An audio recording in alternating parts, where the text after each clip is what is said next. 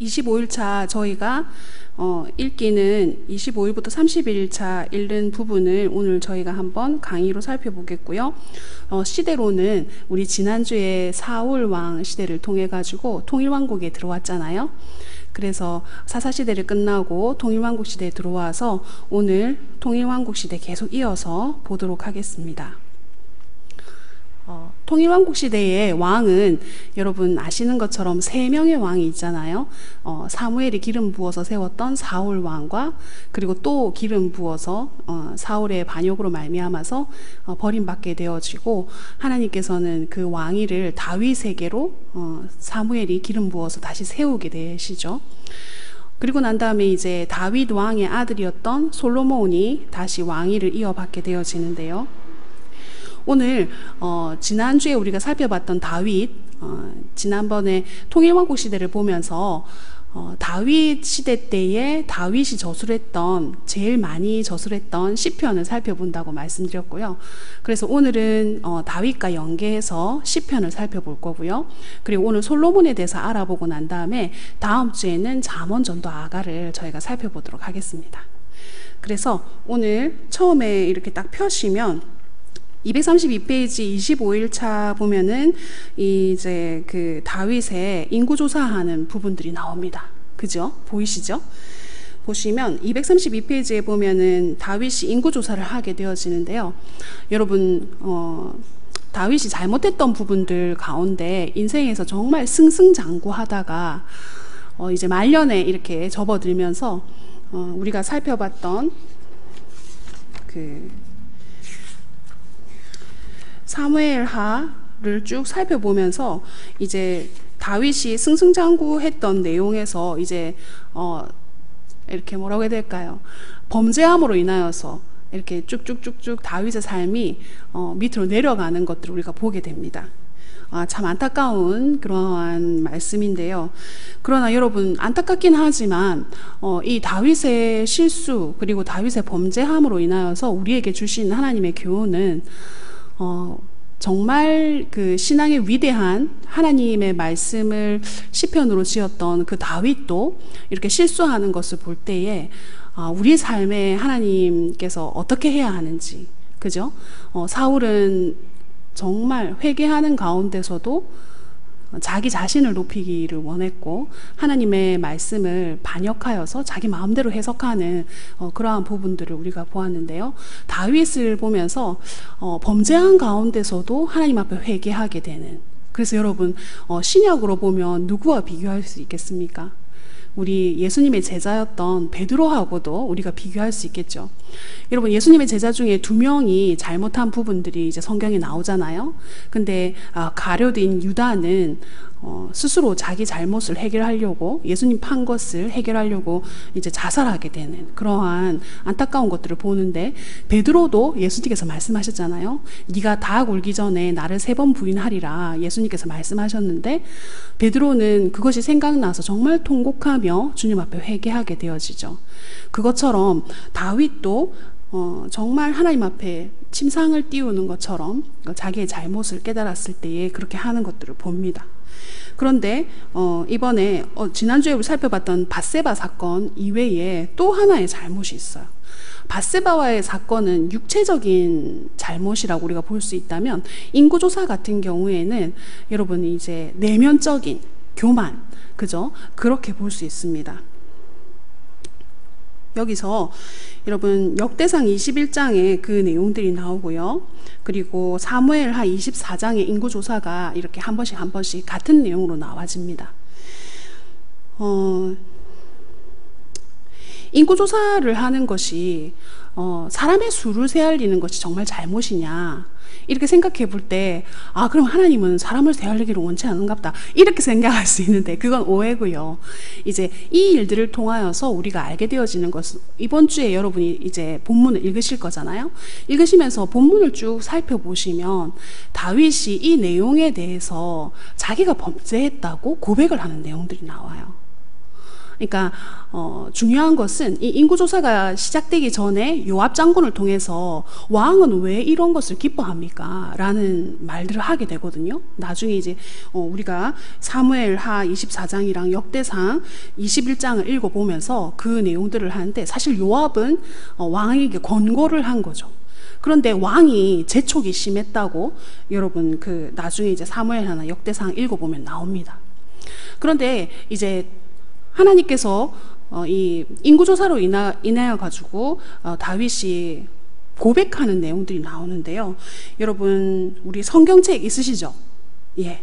그러면 역대상 21장 17절을 우리 권용원 장로님 한번 읽어주시겠습니까? 역대상 21장 17절요.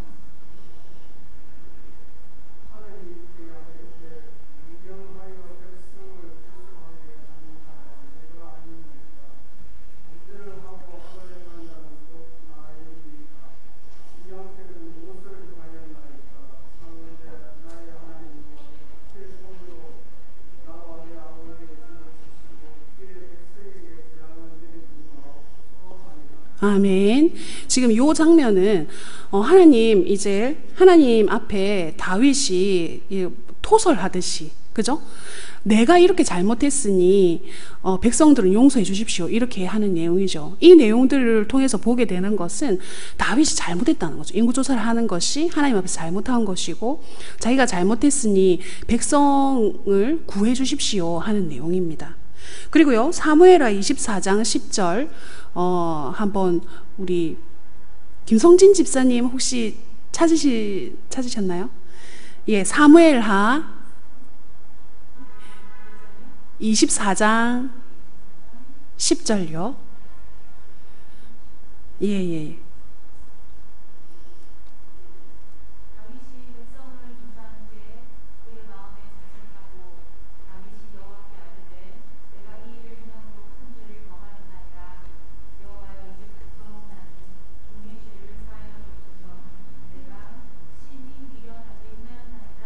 아멘. 그죠? 이 본문에서도 역대상과 마찬가지로 사무엘하에서도 다윗이 자기가 잘못했다, 너무 내가 미련하게 행했습니다 라고 고백하는 내용이 나오죠. 그래서 인구조사가 잘못되었습니까? 이런 내용의 포커스보다는 다윗 자신이 스스로 하나님 앞에 내가 잘못했습니다 라고 고백하는 것을 봤을 때 우리가 자세하게 본문의 내용에서는 다윗이 무엇을 잘못했는지는 알 수 없으나, 그럼에도 불구하고 다윗이 이 일에 대해서 회개하는 장면이 나오고요, 하나님께서는 이 일이 잘못했기 때문에 하나님께서 이렇게 다윗을 심판하시는 내용들이 나오는 거죠. 그래서 하나님께서는 선지자 갓을 보내서 다윗이 잘못한 것에 대해서 말하라라고 얘기하시는 부분들이 나옵니다. 이것을 통해서 우리가 유추할 수 있는 것은, 여러분 성경은 대부분 우리가 본문을 읽으면서 유추하는 그런 부분, 그러니까 유추라고 얘기하기도 하고 묵상이라고도 얘기하죠. 하나님의 말씀을 묵상하면서 왜 하나님께서 이렇게 하셨을까 우리가 생각해봐야 돼, 묵상을 해봐야 되잖아요. 그러면 다윗이 이렇게 하나님 제가 잘못했습니다, 저에게 이 죄를 돌리십시오 하는 부분들을 볼 때에는 다윗의 중심 가운데, 우리가 겉으로 보기에는 알 수 없으나 중심 가운데 어떤 교만한, 그러니까 전쟁을 다 끝내고 계속 승리를 하나님께서 주셨잖아요. 승리를 주셨으니 이 인구조사를 함으로 말미암아서 뭔가 하나님을 의지하기보다는 백성을 의지하려고 하는 그런 마음이 있었다고 우리가 유추해 볼 수 있겠죠. 통근동독 교재에서는 다윗이 교만해서 그렇습니다 라고 얘기를 하고 있어요. 그래서 여러분 정말 우리가 어떤 일들이 잘 되어지고 하나님 앞에서 정말 승승장구할 때에 우리가 신앙도 그렇잖아요. 아 진짜 무서운 게 한 개도 없고 이렇게 정말 하나님이 기도하면은 백발백중 응답해 주시면서 뭐 이렇게 하실 때, 그때 우리가 정말 조심해야 될 것은 우리가 교만하지 않도록 조심해야 되는 것이죠. 왜냐하면 그 모든 것이 내가 당연하게 받았던 것이 아니고 하나님의 은혜로 말미암아서 받았던 것이기 때문에 하나님의 그러한 베푸신 은혜에 대해서 우리가 감사하고 겸손해야 되는 거죠. 근데 참 인간은 그렇지 못한 것 같아요. 겸손하지 못하고, 그리고 뭐라고 해야 될까요? 우리의 중심 속에 이렇게 뭔가 죄악된 요소들이 이렇게 꾸물꾸물 올라오는 것 같습니다. 그래서 정말 기도가 필요하고 말씀이 필요한 이유는 무엇이냐? 우리가 하나님 앞에서 겸손하게 하시기 위한 이제 뭔가 도구라고 우리가 볼 수가 있겠죠. 그래서 여러분, 가만히 있어도 겸손하면 얼마나 좋을까요? 근데 가만히 있으면 자꾸 교만해지는 것 같아요. 그래서 정말 내가 겸손해야 되겠구나 라고 깨달아진다면 그것은 진짜 하나님의 은혜고, 하나님께서 우리로 하여금 영이 깨어 있을 수 있도록 성령님께서 우리에게 권고해 주시는 것으로 생각하시면 되겠습니다. 자, 그래서 우리가 이렇게 보면서 하나님께서는요, 여러분, 이스라엘이 아무리 넓어도 그렇지, 요압 장군이 인구조사하러 가잖아요. 갔는데 거의 10개월 동안 인구조사를 합니다. 그리고 나중에 여러분 이제 말씀을 읽어보시면 요압 장군이 다윗이 하는 게 마음에 안 들어가지고 베냐민 지파하고 다른 한 지파는 계수에 넣지도 않아요. 요압 장군이. 그런데 이 10개월 동안 왜 인구조사를 10개월이나 했을까? 그죠? 요압 장군 같은 그러니까 사령관이잖아요. 사령관이면 자기 혼자 1명, 2명, 3명 이렇게 살리진 않았을 거잖아요. 그죠? 이 군사들을 데리고 가가지고 한 번에 이렇게 조사할 수 있는데 왜 그렇게 시간을 끌었을까? 이런 그것은 하나님의 은혜죠. 왜냐하면 다윗이 회개하기를 원하시는 하나님의 은혜. 회개하기까지 하나님 계속 기다리셨다는 거예요. 그렇게 오랫동안 했던 것은. 그죠? 여러분, 우리 가운데 그죠? 이것을 우리에게도 적용해 볼 수 있겠죠. 뭔가 유보되는 일이 있고, 그리고 이렇게 계속 이렇게 시간 끄는 일이 있다면 우리가 정말 이것이 하나님의 뜻이라 할지라도 다시 하나님께 기도해야 되겠죠. 하나님, 이게 정말 맞습니까? 내가 생각하는 게 진짜 맞습니까? 아니면은 하나님께서 생각하시는 것은 무엇입니까? 그리고 나에게 깨닫게 하시는 것이 무엇입니까? 물어야 되겠죠. 다윗도 그렇게 했었어야죠. 그죠? 이렇게 질질 정말 10개월이면 거의 1년에 가깝잖아요. 그런 시간이 끌 정도로 이 일이 진척이 안 됐을 때에는 하나님께 물어야 되겠죠. 하나님, 뭐가 정말 하나님께서 원하시는 뜻입니까? 그죠? 그래서 우리는 참 잘한다 생각하고 하나님의 말씀대로 행한다 생각하지만 다시 살펴보는 것이 필요합니다. 다시 살펴보아서 하나님의 뜻이 무엇인지 다시 묻고, 그리고 하나님의 뜻에 순종하는 우리 해운대 교회 교우들, 그리고 제가 되기를 원합니다. 아멘. 자, 그러는 가운데 여러분, 인구조사를 하는 다윗의 그러한 태도가 어떻게 했느냐. 여러분, 그것이 10개월 동안 하나님께서 회개의 기회를 주시고, 또 우리 교재에 233페이지, 새 책이 233페이지고요. 기존 책은 229페이지에 보시면 그 시편 한눈에 보기 바로 위쪽에 보시면 셋째 줄에 보면 다윗의 죄는 경솔해서 범한 것이 아니었다라고 분명히 나와 있어요. 그죠? 그러니까 잠깐 실수해서 이런 생각을 한 게 아니라는 거죠. 그럼 뭡니까? 냉철하게 이 일을 수행했다는 거예요. 냉철하게. 그리고 정확하게 계산했다는 거예요. 그리고 하나님께 대항하여서 반항하고 있었다는 거예요. 왜냐하면 하나님께서 요압 장군을 통해 가지고 왕은 왜 이런 일을 기뻐합니까? 라는 직언을 들었음에도 불구하고 다윗은 거기에 대해서 마음이 변하지 않았다는 거죠. 그래서 여러분, 우리가 행하는 일이 정말 하나님과 반대되는데 정말 철저하게 행한다면 그건 완전 저주잖아요. 그래서 정말 살피고 또 살펴야 되는 것이 우리의 그러한 겸손인 것 같습니다. 하나님 앞에서 우리가 하나님 섬기는 방법인 것이지요. 자, 그래서 다윗의 이 인위적인 선택, 그 인위적인 선택은 인위죠. 다윗의 인의로 선택한 것으로 말미암아서 어떤 결과가 오게 되었을까요? 여러분, 그 사무엘하 아까 24장 우리가 한번 찾아봤었잖아요. 우리 김성진 집사님 아까 사무엘하 24장 계속 찾아놓고 있습니까? 그러면 15장 읽어주세요. 15절, 24장 15절. 예. 네.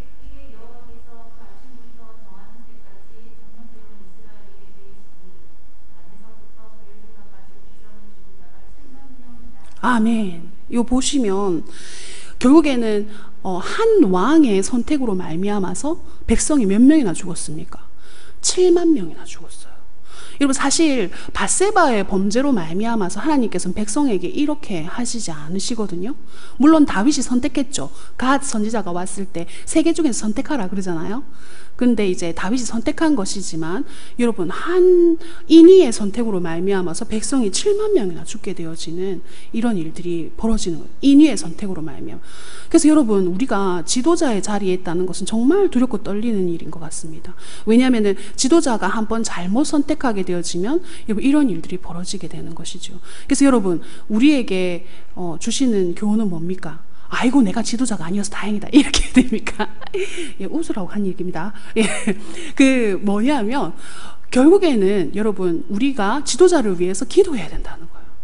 인위적인 선택을 하지 않도록, 인위의 선택을 하지 않도록, 정말 신의의 선택을 할 수 있도록 우리가 계속 중보를 해야 된다는 거죠.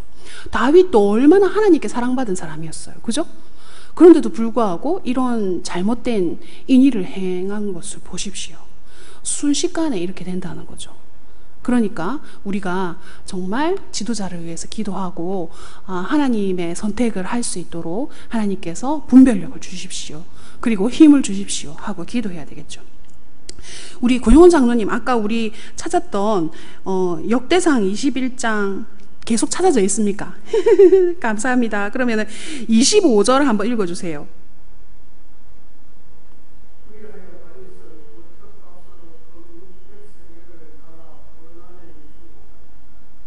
예, 감사합니다.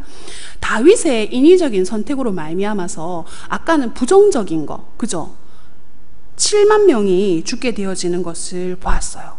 그런데 그 일로 인하여서 여러분 다윗이 하나님의 천사를 만나게 되어지고 그 하나님의 천사를 만난 곳에서 어떻게 하냐, 금방 우리 장로님 읽으신 것처럼 그 턱값을, 그러니까 오르난에 있는 타작마당을 턱값을 주고 사요. 그런데 이것이 나중에 여러분 어떻게 되느냐, 하나님 앞에 번제를 드리게 됨으로 인하여서 이게 전염병이 깔아앉게 되거든요. 하나님께 사해 주시거든요. 이것이 나중에 있잖아요. 우리 하나 더 찾아볼까요? 역대하 3장 1절인데 그죠? 우리 시켜도 될까요? 아니요. 예. 그렇죠. 우리 이미영 집사님 역대하 3장 1절 한번 찾아주세요.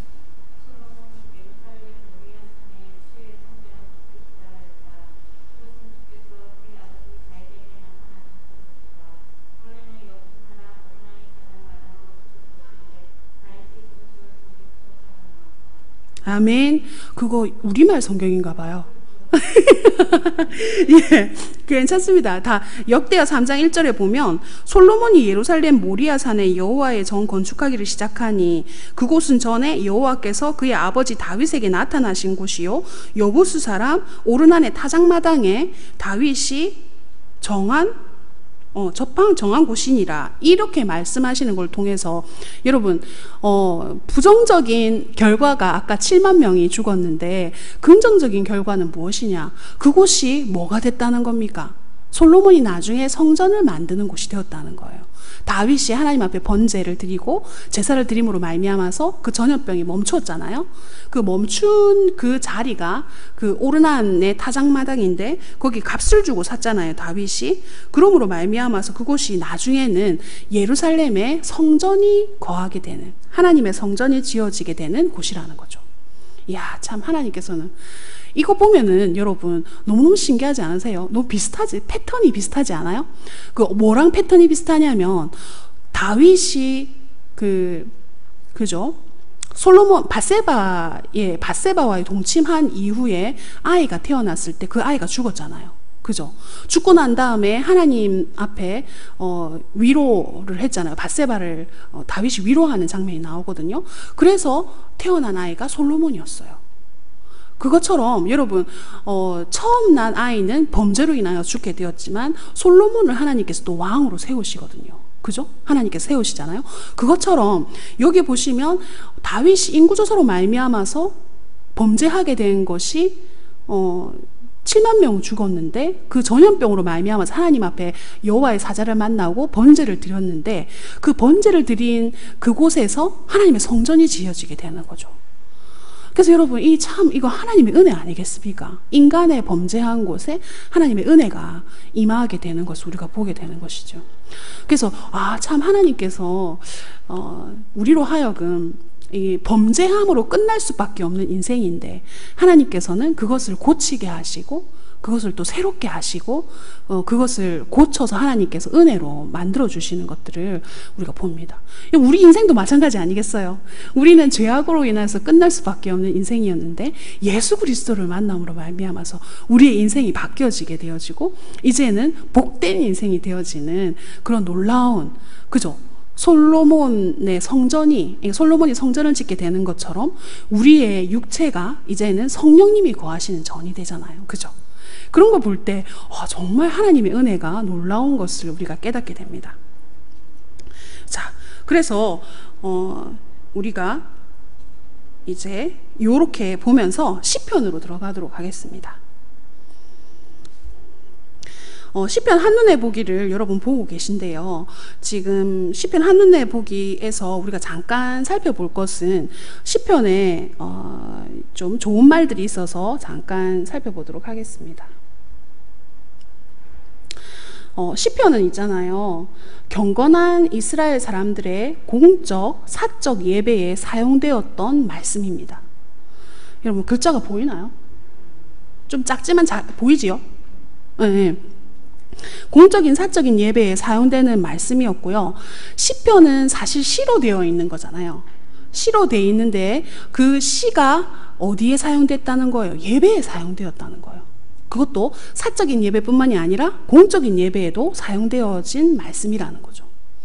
그리고 제사장들과요, 레위인들이 인도하고 가르치는 공적 예배에 채택되었던 것이 시편이었습니다. 이것은 우리가 시편을 어떤 관점으로 봐야 되는지를 보여주는 겁니다. 시편은 그냥 시로만 되어 있어서 시를 읊는 그런 의미가 아니고 예배에 공식적으로 사용되어졌다는 거죠. 그죠? 그리고 시편은요, 하나님과 인간의 만남을 담고 있는데요, 그 공적인 예배를 드리는 실제 상황이 배경이 되어집니다. 그래서 여러분 보면 시편에는 욕도 나와 있어요. 욕을 어떻게 예배 때 사용했지? 이렇게 생각할 수 있잖아요. 어떤 욕이냐? 우리가 쓰는 이런 욕이 아니고 예를 들어서 우리를 대적하는 원수의 자녀가 고아가 되게 해주십시오, 이런 고상한 욕이 다 있네요. 여러분 이해가 되십니까? 이해가 아직 안 되십니까? 그러니까 우리를 대적하는 원수의 자녀가 고아가 되게 해주십시오. 이 말은 뭐예요? 우리 원수를 죽여주십시오 하는 거잖아요. 너무 고상해갖고 잘 모르겠죠? 한참 읽어봐야 됩니다. 그것처럼 여러분 이거 진짜 이걸 아주 간단한 말로 하면은 정말 욕이잖아요. 그죠? 그래서 이 시편에 그런 내용들이 많이 나와 있어요. 근데 어떻게 그렇게 선포할 수 있느냐? 그것은 우리의 원수가 하나님의 원수가 되기 때문에 그렇게 얘기하고 있는 겁니다. 자, 그래서 이 시편에 대해서요, 가이사라의 감독이었던 4세기의 바실이라는 사람이 있어요. 되게 유명한 사람인데요, 이 바실은 모든 그러니까 신학의 요약이 시편에 나와 있다라고 표현했고요. 그리고 마틴 루터 아시죠? 마틴 루터. 종교개혁했던 마틴 루터는요, 작은 성경 및 구약의 개요다, 구약의 개요적인 내용들이 시편에 나와 있다라고 얘기를 했고요. 그리고 칼빈 아시잖아요? 이렇게 신학자인데요, 칼빈의 그 시편 주석을 썼던 제이 앤더슨이라는 신학자가 있어요. 이 사람은 뭐라고 얘기했냐면, 우리가 반드시 알아야 할 모든 종교적인 진리가 설명되어 있는 것이 시편이다, 이렇게 얘기를 했습니다. 그만큼 이 시편은 그냥 단순한 어떤 마음을 읊어주는 시를 뛰어넘어서 신학적인 요소가 포함되어 있고 공식적인 예배에 사용되고 채택될 정도의 그런 책이라는 거죠. 그만큼 중요하다, 이런 내용이죠. 자, 그래서 시편 한눈에 보기를 우리가 교재에 보면 나와 있잖아요. 그래서 이제 시편을 우리가 그 스토리 라인이라고 해야 되나요? 한번 보면 시편이 쓰여진 시대적인 배경, 상황적 배경이 스토리 라인이라는 거예요. 그러니까 시편 안에는 사실은 스토리 라인이 안 나와 있어요. 그냥 단순하게 시의 내용들이 나와 있잖아요. 그런데 우리가 살펴보는 이 시편에서는 그 시편이 쓰여진 시대적인 배경이 스토리 라인이라는 거예요. 그러면 우리가 시를 보면서 중요하게 살펴봐야 되는 것들이 있어요. 그게 뭔지를 우리가 좀 살펴볼게요. 그래서 그런 상황을 우리가 좀 좀 더 자세하게 알려면 시편 저자의 간절한 마음, 그리고 또 찬송, 감사들이 우리가 그냥 그 사람의 감정으로만 남아있게 하지 말고 우리가 시편을 읽으면서 내 찬송, 그 다음에 나의 감사, 그리고 그러면 나의 내면화가 되어져야지 이 시편의 내용을 통해서 하나님께서 우리에게 주시는 내용들을 우리가 알 수 있다는 거죠. 그래서 그런 과정이 뭐가 되겠습니까? 나의 내면화하는 과정이 메시지 라인이 되는 거죠. 그래서 여러분, 시편의 스토리 라인은 이 시를 쓴 사람의 시대적인 배경이 스토리 라인이 되는 것이고, 시편의 메시지 라인은 무엇이냐? 결국에는 여기 시를 적었던 사람의 어떤 감정이나 감사나 이런 것들이 나의 내면화와 이렇게 내면화가 될 때 그때 메시지 라인이 된다는 겁니다. 무슨 말인지 아시겠죠? 그래서 시편의 스토리 라인과 메시지 라인은 우리가 그렇게 찾아야 된다는 거예요. 그러면 우리가 시편에서 그런 스토리 라인과 메시지 라인을 찾기 위해서는 우리가 시편을 조금 이해할 필요가 있어요. 통틀어서 이해할 필요가 있다는 거죠. 무엇을 이해해야 하는지를 우리가 좀 살펴보겠습니다. 먼저 우리가 이 시편 한눈에 보기에서 조금 더 살펴보고 시편 이해를 돕는 4가지 해석법에 대해서 좀 살펴볼게요. 그러면 이 시편은 보시면 150편까지 있잖아요. 제일 긴 성경입니다. 성경 중에서 제일 장이 많지요. 150편까지 있는데 이 150편은요 이 시편 시 자체를 분류를 하면서 어떤 기준을 따랐어요. 여러분, 이스라엘 사람들이 가장 중요하게 여기는 성경이 뭔지 아십니까? 모세오경, 창세기, 출애굽기, 레위기, 민수기, 신명기, 이 모세오경을 정말 중요하게 생각하고 법이라고 생각해요. 그래서 이 시편을 어떻게 분류를 했냐? 모세오경처럼 분류를 했어요. 그래서 150편을 여러분 1권부터 5권까지의 내용으로 5권, 모세오경이 5권이잖아요. 그것처럼 시편도 5권으로 분류를 했습니다. 그래서 여기 보시면 분류 보시면 여기 1권부터 5권까지 나와 있잖아요. 그죠? 이렇게 나와 있고 해당 시편은 지금 이렇게 요걸 좀 살펴보시면 되고요. 그런데 이 시편을 분류를 할 때 여러분 어떤 분류를 따랐냐? 아까 모세오경을 따랐대. 5경처럼 5권으로 했댔잖아요. 그러면 한 권이 끝날 때마다 송령이 들어가요. 송령은 뭐예요? 하나님께 드리는 찬양이잖아요. 그 송령이 들어갔는데 여러분 그 송령이 1권에서는 시편 41편 13절에 나와요. 우리 시편 41편 13절 우리 권영원 장로님 한번 읽어주세요. 시편 41편 13절.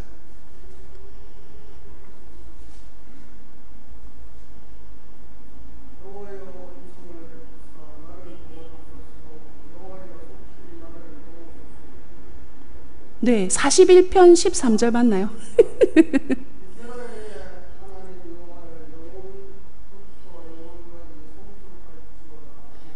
예, 아멘, 아멘. 이렇게 나오죠. 이게 바로 송령입니다. 1권 끝날 때 뭐라고 되어 있냐면, 이스라엘 하나님 여호와를 영원부터 영원까지 찬양할지어다, 송축할지어다, 이렇게 맺거든요. 그래서 여기 보시면 송령 부분이 이렇게 나오고요. 두 번째 권에서는 여러분, 보시면 시편 72편 19절. 시편 72편 19절. 우리 김성진 집사님 한번 읽어주세요.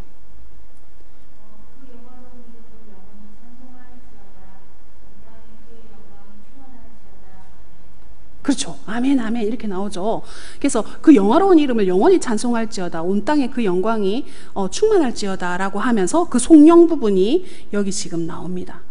그리고요, 3권에서도요, 송령 부분이 나오는데요. 시편 89편 52절, 우리 이미영 집사님 한번 읽어주세요.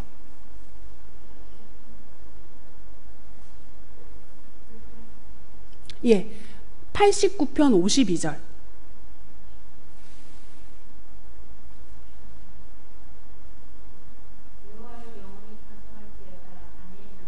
예. 여기서도 그렇게 나오죠. 하나님을 송영하는 부분이 나오잖아요. 우리 이미영 집사님 106편 48절도 읽어주세요. 106편 48절.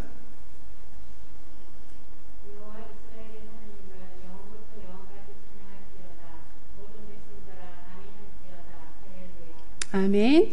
여기서 4권 마지막에도 보시면 송영의 부분을 통해 가지고 이렇게 권수가 이렇게 나누어지게 되죠.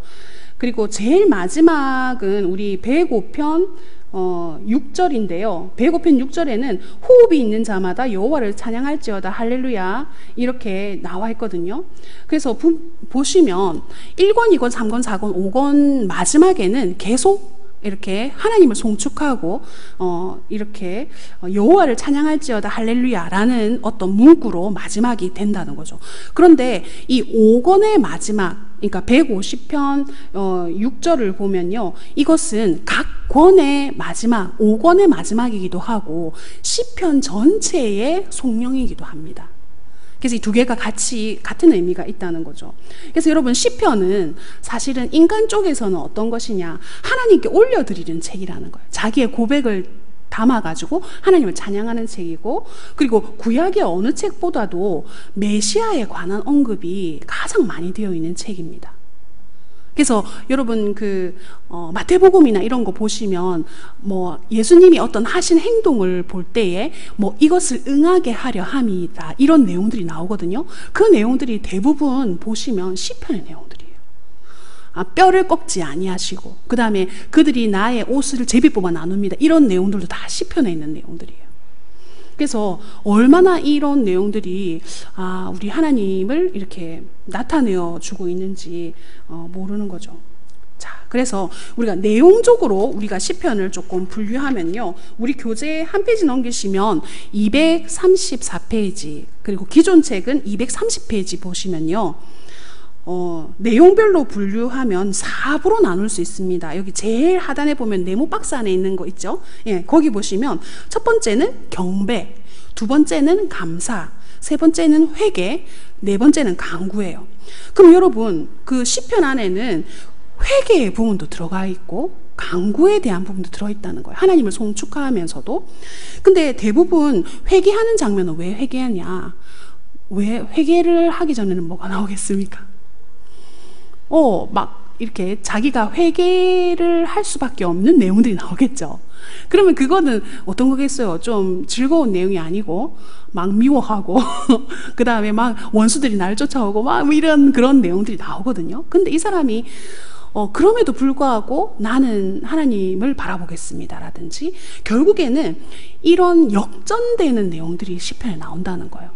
내 상황은 이렇게 힘들고 괴롭고 어렵고, 그 다음에 원수들이 나를 압제하고 뭐 이런 내용들이 나오는데, 그럼에도 하나님, 저는 하나님을 찬양하겠습니다 이런 내용들이 나와요. 그거 왜 그러냐? 처음에 하나님을 그러니까 하나님 앞에 간구하기 전에는 자기 마음이 엉망진창이었다는 거예요. 그 원수들 때문에. 그러니까 우리를 대적하는 사람들 때문에 힘들고 어렵고 괴로워서 너무너무 마음이 힘들었다는 거죠.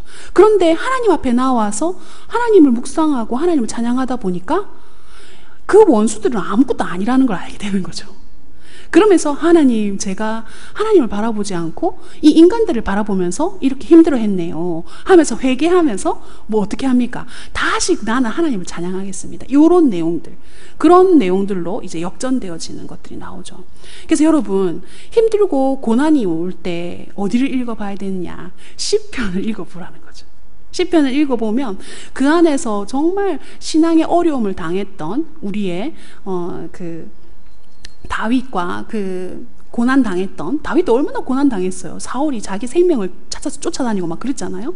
그런 상황 가운데서 하나님께 올려드렸던 그런 찬양을 우리가 읽으면서 위로를 받게 되어지고, 정말 이렇게 내가 마음을 토설할 수 있구나. 여러분, 토설이 뭡니까? 토설은 내 마음에 있는 그대로를 하나님 앞에 다 쏟아내는 거예요. 그냥 고상한 말로만 이렇게 우리가 정말 마음이 좋고 그 다음에 평탄하면 고상한 말로 하나님 앞에 기도하잖아요. 근데 사실은 너무 힘든 일이 있으면 그 고상한 말도 안 나옵니다. 맞죠? 무슨 말을 해야 될지도 모르겠죠. 그때 우리가 해야 되는 것은 무엇이냐? 내 마음에 있는 모든 생각들을 하나님 앞에 다 토설, 다 쏟아놓는 그런 기도를 할 수 있다는 거죠. 그래서 여러분, 우리가 정말 세상 사람들하고 다른 이유는 무엇이냐? 우리가 토설할 때가 있다는 거예요. 하나님 앞에 토설할 곳이 있다는 거예요. 내 마음에 힘들고 괴롭고 어려운 일이 있는데 그 힘들고 어렵고 괴롭고 내 스스로 해결할 수 없는 그것을 하나님 앞에 토설함으로 말미암아서 하나님의 도우심을 입고, 그리고 이제는 내가 그 일에 대해서 맞설 수 있겠다, 하나님하고 이렇게 할 수 있다는 거죠. 여러분, 누구에게 우리가 이해를 받겠습니까? 우리가 상한 우리가 처해 있는 상황 가운데서 누구에게 이해를 받겠어요? 사람은 이해해 주지 못해도 하나님은 우리의 상황과 형편을 이해하시고 내가 토설할 때에 그 일을 이겨낼 수 있는 마음을 허락하신다는 거죠. 그래서 여러분, 그 성령님으로 말미암아서 우리가 그 어려운 가운데서도 이겨낼 수 있는 것이 바로 그것이 하나님이 우리에게 주신 그리스도인의 능력 아니겠습니까? 우리 그 능력을 다 받은 줄 믿습니다. 그래서 우리가 어려운 때일수록 하나님을 간절히 바라는 우리가 되면 좋겠습니다. 자, 그래서 여기 보시면은 235페이지 중간쯤에 보면 제일 아래의 패러그раф 말고 두 번째 패러그раф 보시면요, 때로는 보이십니까? 네, 때로는 보이시죠? 때로는 하나님의 백성의 역사에서 있었던 특정한 사건들을 회고해보고 그분의 능력과 그분의 자비로 인해서 그분을 찬양하는데요. 그런데 찬양만 하는 것이 아니고 뭐도 있다는 겁니까? 심지어 불평을 위해서 지은 시도 있다는 거예요. 밑에서 세 번째 줄 보이시죠? 심지어 불평하기 위해 지은 시도 있습니다. 그죠? 그게 바로 여러분, 토설하고도 가깝죠. 그래서 그분께 어떤 것도 숨길 수 없다는 것을 우리가 고백하는 것이죠. 그래서 예배 때에 우리는 우리 마음을 토설하면 안 됩니까? 토설해도 됩니다. 하나님은 그 모든 것을 다 가지고 하나님 앞에 나오라고 하시거든요. 그래서 우리의 상한 마음, 그리고 불평하는 마음, 그것을 가지고 하나님 앞에 나와서 다 쏟아내어야 되는 것이죠. 그죠?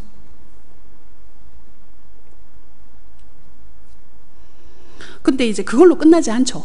하나님 앞에 나오면, 그 토설하고 나면 하나님이 뭘 원하시는지 우리가 이해하게 되어지고 우리 마음으로 하나님께 순종하고 싶은 마음이 생기는 것이지요.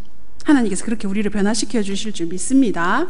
아멘. 자, 그러면 우리가 시편 이해를 돕는 네 가지 해석법, 우리 교재 332페이지 기존 책, 그리고 새 책은 236페이지 펴시면 되겠습니다. 236페이지, 기존 책은 232페이지. 시편 이해를 돕는 네 가지 해석법을 보겠는데요. 첫 번째는 여러분, 무엇에 대해서 우리가 볼 수 있느냐? 제일 가로 1번 보이십니까? 예, 그 시가 제시하는 표제를 통해 역사적 맥락을 이해합니다 했는데, 이 말을 읽어도 무슨 말인지 이해가 안 될 수도 있어요. 괜찮아요. 괜찮고요. 이건 뭐 얘기하느냐? 여러분, 이 표제가 뭔지를 우리가 알아야 돼요. 여러분, 지난번에 우리 통건통독 할 때도 말씀드렸는데요, 표제는 어려운 게 아닙니다. 보세요. 지금 여기 시편 32편을 제가 사진으로 딱 떠왔거든요. 성경책 보이십니까? 예, 이 32, 우리 애들하고 이야기할 때는 32가 뭐지? 이게 장이야. 이렇게 하고, 작은 숫자가 뭐지? 이렇게 하면 절이야. 이런 것부터 가르칩니다. 그래서 이렇게 가르치는데, 32 장 옆에 보면 다윗의 맞쓰길 이렇게 나오잖아요. 이게 바로 뭐냐? 표제예요, 표제. 표제는 어려운 게 아니고 이 시를 설명해 놓은 글이에요. 그럼 여러분, 사실 우리 성경 읽을 때 다윗의 맞쓰길 이거 읽나요? 잘 안 읽어요. 그냥 이거는 성경이 아니고 우리가 뭔지 모르면서 허물의 사함을 받고 자신의 죄가 가려지지 않은 복이 있도다, 이거부터 읽잖아요. 그런데 시편을 읽을 때는 아까 스토리 라인이 있댔잖아요. 그 스토리 라인이 무엇이냐? 이 시를 짓게 되어진 배경, 그게 바로 이 표제예요. 표제 위에 설명되어 있는 말이에요. 그래서 이것을 통해서 역사적 맥락, 이게 뭐냐, 이 시가 언제 지어졌고 누가 지어졌고 어떤 상황 가운데서 지어졌는지를 가르쳐주는 단서가 되는 것이 이 표제라는 거예요. 표제. 그래서 우리가 이 표제를 이해하는 것이 스토리 라인에 필요하다는 거예요. 그리고 여러분 우리가 시를 쭉 읽으면서 메시지 라인이 있어야 되잖아요. 그것은 무엇이냐? 여기 시를 읽으면서 여러분 예를 들어서 1절에 허물의 사함을 받고 자신의 죄가 가려진 자는 복이 있다. 이거 뭡니까? 다윗이 범죄하고 난 다음에 쓴 시거든요. 그러면 허물의 사함, 나에게 허물이 있다면 여러분 그 허물을 하나님 덮어주시면 얼마나 좋아요. 그죠? 예수님의 보혈로 우리의 죄가 사함받은 것처럼 허물의 사함을 받고 자신의 죄가 가려지는 복이 있다. 이렇게 얘기했을 때 우리의 어떤 허물과 우리의 그런 잘못한 것을 하나님께서 덮어주시면 너무너무 감사하잖아요. 그러면은 그래, 정말 자신의 죄가 가려진다는 것은 하나님이 덮어주셔야 되는 것이고, 허물의 사함 받는 것도 하나님께로부터 온다는 것을 우리가 알고 이해하고, 그리고 내면화시키는 그 과정이 바로 시편의 메시지 라인이라는 거예요. 그래서 묵상하면서 그 메시지 라인을 우리가 살펴볼 수 있다는 거죠. 자, 그렇게 이해할 수 있겠는데요. 그래서 이 표제를 통해서 알 수 있는 것이 있습니다. 정보가 있거든요. 알 수 있는 정보. 첫 번째, 배경을 알 수 있어요. 이 시가 언제 지어졌는지, 그리고 누가 지어졌는지, 그런 어떤 저자의 배경, 이런 것들을 알 수 있다는 거죠. 두 번째, 시의 공식 용도. 예를 들어서 이것이 마스길이면은 어떤 뜻이 있는지, 그리고 어떻게 불러야 되는지, 그런 내용들이 나와 있어요. 음악적 규정 간단히 표기한 내용들이 나오거든요. 그래서 여러분, 그래서 여기 우리 교재에 보시면 제일 첫 번째 표제에 대해서 설명해 놓으면서 마스길 나와 있는 거 보이시죠? 네, 거기 보면은 깨닫게 하다, 생각하다라는 뜻의 시칼에서 유래된 말이고요. 교훈의 시, 내성의 시를 가리킨다, 이렇게 얘기하고 있어요.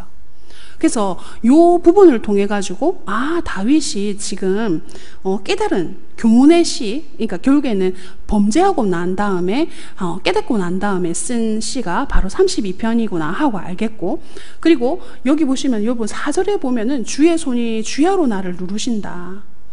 회개하지 않으니까 그런 거죠. 다윗이 회개하지 않으니까 주의 손이 주야로 눌러서 내 진액이 빠져서 여름 가뭄이 마른같이 되었다, 이렇게 표현하고 있어요. 여러분 이거 너무 잘 표현한 것 같지 않아요? 우리가 하나님께 범죄하고 회개하지 않으면 정말 하나님께서 우리를 누르시는 것처럼, 왜 누르십니까? 회개해라고, 빨리 의롭게 되어라고 하나님께서 그렇게 하시잖아요. 그런데 우리가 자꾸 고집 씌우고 회개 안 하고 뻗팅기고 이렇게 하면 어떻게 됩니까? 이게 점점 길어지는 거죠. 근데 다윗은 참 그것을 경험했던 것 같아요. 그죠? 그러니까 이렇게 고백하고 있는 거죠. 그래서 첫 번째 우리가 알아야 되는 것은 표제를 통해서 역사적 맥락을 이해해야 한다. 자, 두 번째 보겠습니다. 두 번째는 이스라엘의 예배의식의 특정한 면을 고려해야 된다. 그것은 무엇이냐? 이것은 첫 번째로는 누구한테 주어진 책입니까? 이스라엘한테 주어진 책이거든요. 그래서 이스라엘 백성들이 예배의식을 할 때 어떠한 면을 가지고 있었는지를 우리가 생각해야 된다는 거예요. 우리한테 적용하기 위해서는. 그죠? 자, 그래서 그 내용들이 어떤 내용이 나와 있는지 봅시다. 보면 여호와의 백성이 찬양과 기도로 그분을 노래하는 시편에서 우리는 예배의 중심에 대해서 깨닫게 되고요. 그리고 시편이 강조하는 예배는 하나님의 선하신 본성과 사랑, 그리고 우리를 위한 그분의 놀라운 행위를 회상함으로써 살아계신 하나님께 초점을 맞추는 예배다. 여러분, 우리가 하나님을 기억하는 거, 그거 너무 중요하죠. 시편을 통해서도 똑같다는 거예요. 이전에 하나님께서 어떻게 행해 주셨는지를 우리가 읽음으로 말미암아서 오늘날도 하나님이 나에게 어떻게 임해 주시고 어떻게 역사해 주실 것인지를 우리가 기대하게 된다는 거죠. 그래서 여기에 살아계신 하나님께 초점을 맞추는 그러한 내용들을 우리가 볼 수 있다, 이렇게 생각할 수 있습니다. 자, 세 번째는요, 시편이 갖는 특정한 구조와 주제를 이해해야 된다, 고려해야 된다는 거죠. 특정한 구조와 주제가 있다는 겁니다. 그것은 무엇이냐? 여러분, 그 병행법이라는 게 있는데요. 병행법은 한 줄이나 다른 한 줄이 그 행과 대꾸를 이루는 거예요. 근데 시편은 왜 이렇게 똑같은 말이 많노? 이렇게 생각할 수 있죠.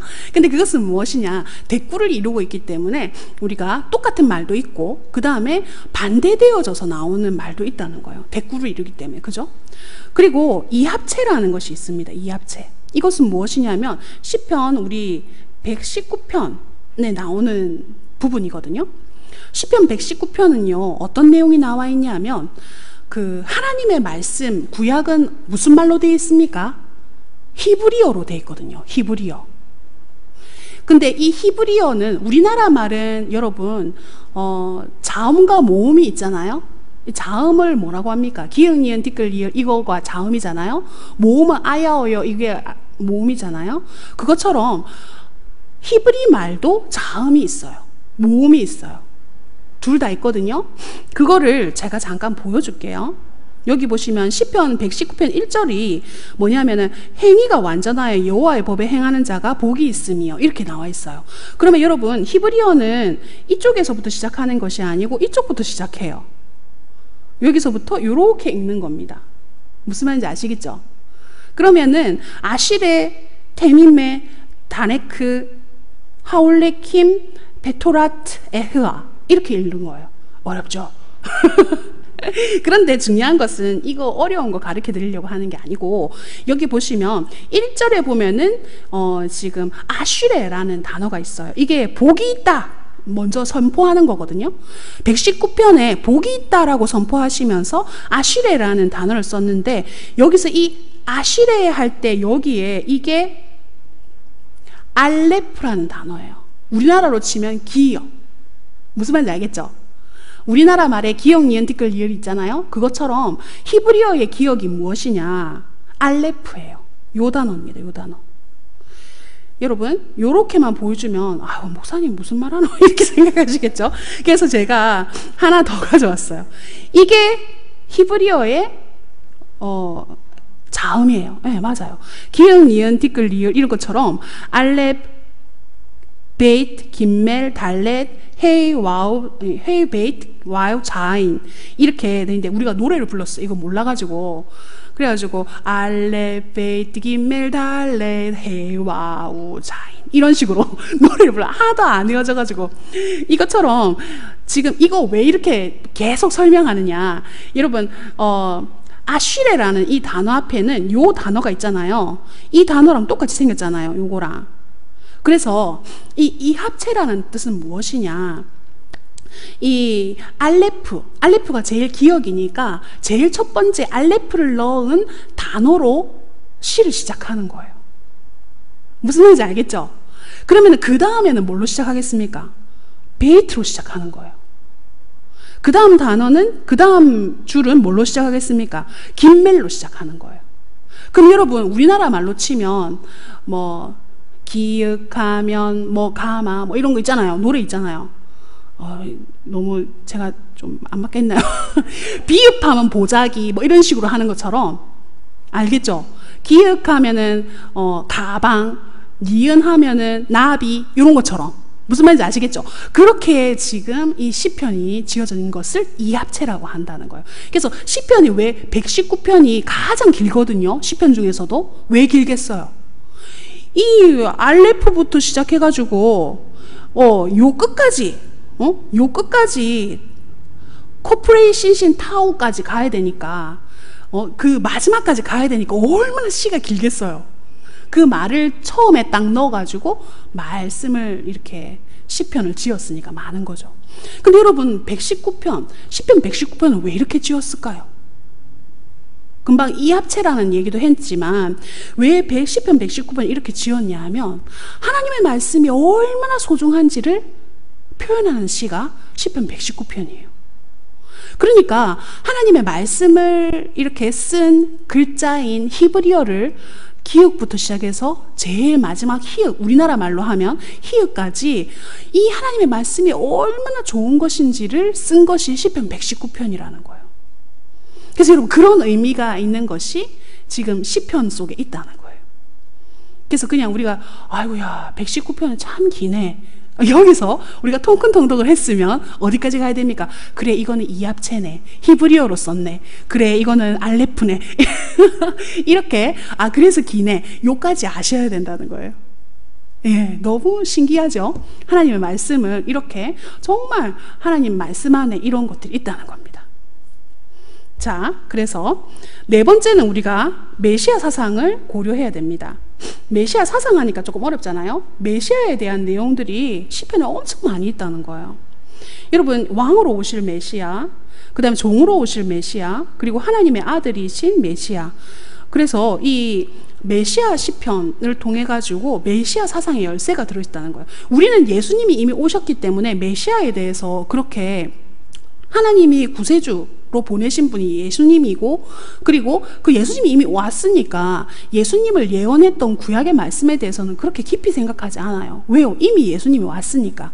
그런데 예수님이 오시기 전에 이스라엘 백성들은 하나님께서 메시아를 보내시려고 하는데 이분이 누구냐? 거기에 대해서 엄청 포커스가 많았어요.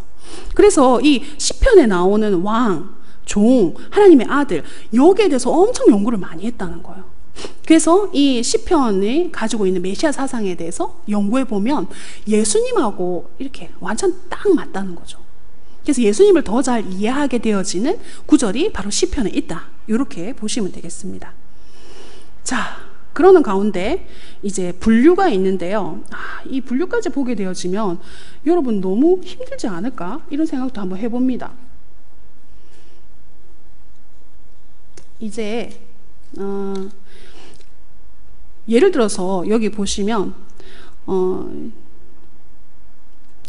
시편은 유사성, 그러니까 반복되는 유사성이 있어요. 그래서 그 반복되는 유사성을 묶은 것을 장르라고 합니다. 장르. 그런데 사실은 이거는 몰라도 돼요. 시편을 읽으면서 이게 무슨 장르인가 이런 거 생각할 필요가 없어요. 그런데 우리가 한번 이걸 배우는 이유는 무엇이냐? 왕을 찬양하는 시, 그 다음에 지혜시, 찬양시, 회상시 뭐 이런 식으로 있는데, 그것은 단지 이 시가 표현하고 있는 내용이기 때문에 이렇게 분류한 것이지 이 분류에 꼭 따라야 돼 이런 건 아니라는 거예요. 무슨 말인지 아시겠습니까? 분류를 몰라도 돼요. 그런데 이 시를 보니까 이런 특성들이 있네라고 해서 묶은 것이 장르라는 거예요. 그래서 보시면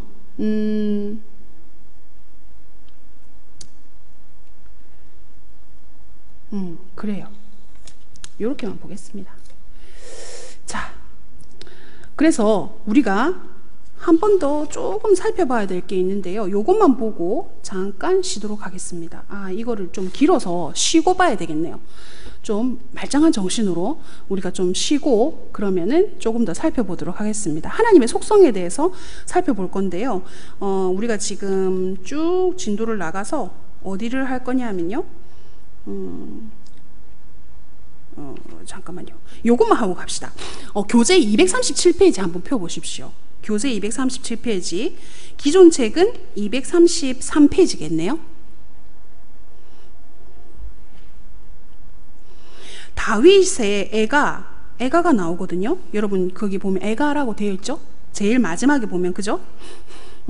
다윗의 애가들 해서, 이 애가는 주로 다윗이 도망다니면서 공경에 처했을 때에 여호와를 의지하면서 기도하는 마음으로 기록한 책이다, 이렇게 나와 있잖아요.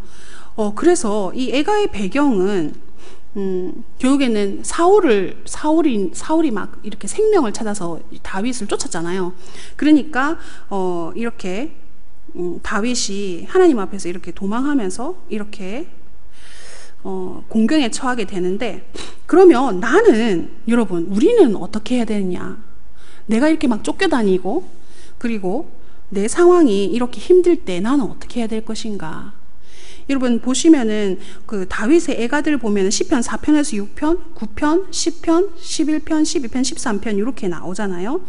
여기서 나오는 내용 중에서 여러분 우리가 한번 시편 13편,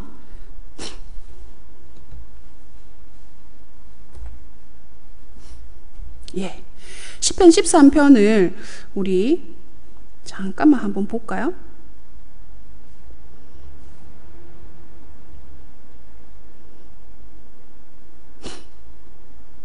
자, 장로님, 우리 시편 13편 1절, 2절, 3절 한번 읽어주세요.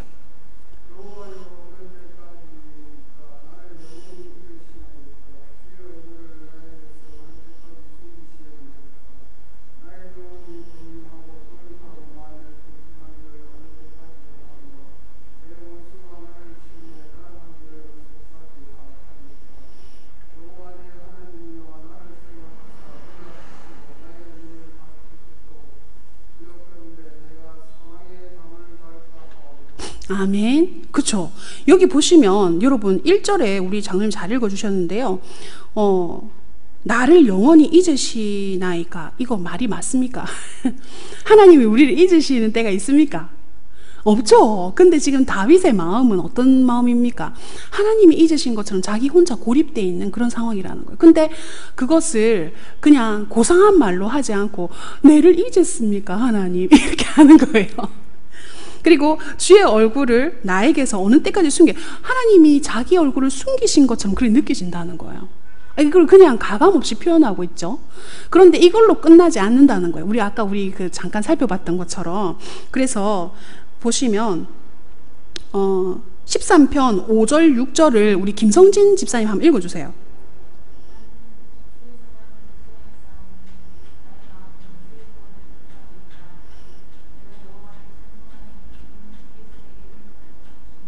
아멘. 그쵸.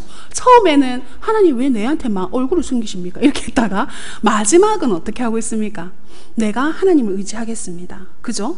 그렇게 마무리가 되고 있다. 내가 여호와를 찬송하겠습니다. 왜냐하면 하나님이 나에게 은덕을 베푸셨기 때문입니다. 라고 고백하고 있다는 거예요. 이것을 보면서 우리 삶에서 우리가 어떻게 해야 되느냐. 나도 도망 다닐 때가 있고 나도 공고에 처할 때가 있고 내가 정말 이 코너에 몰린 것처럼 정말 모든 사람들이 나를 대적하는 것 같은 그런 상황이 있을 수 있다는 거예요. 그런데 우리가 그 상황 가운데서 어떻게 해야 되느냐. 믿는 자가 선택해야 될 것은 무엇이냐. 그때 하나님 앞에 나와야 된다. 하나님 앞에 예배드리러 나와야 된다. 그래야 우리가 어떤 상황이 될 수 있습니까? 다윗이 하나님을 찬양한 것처럼 그렇게 찬양하는 자리에 이를 수 있다는 거예요. 그럼 여러분 공고 너무 힘들어서 교회 못 오겠어요? 이 말은 말이 맞는 말입니까? 안 맞는 말입니까? 제가 너무 단순하게 물어봤는데요. 여러분 힘들고 어려우니까 교회 와야지요.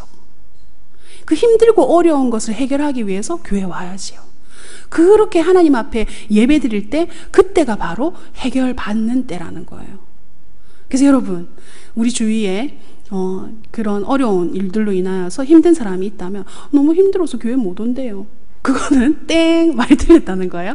그래서 그렇기 때문에 하나님 앞에 와서 예배드리고 회복되는 우리 해운대 교회 교우들 되시기 바랍니다. 아멘. 자, 잠깐만 쉬고요. 우리 또 이어가도록 하겠습니다. 감사합니다. 우리 시편 16편에 보면 그런 내용들이 있습니다. 우리 시편 16편 우리 한번 볼까요?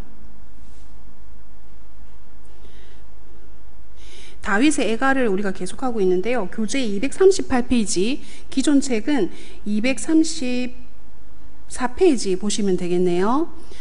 예, 여기 16편에 보시면 8절부터 11절까지를 우리 이미영 집사님 한번 읽어주실래요?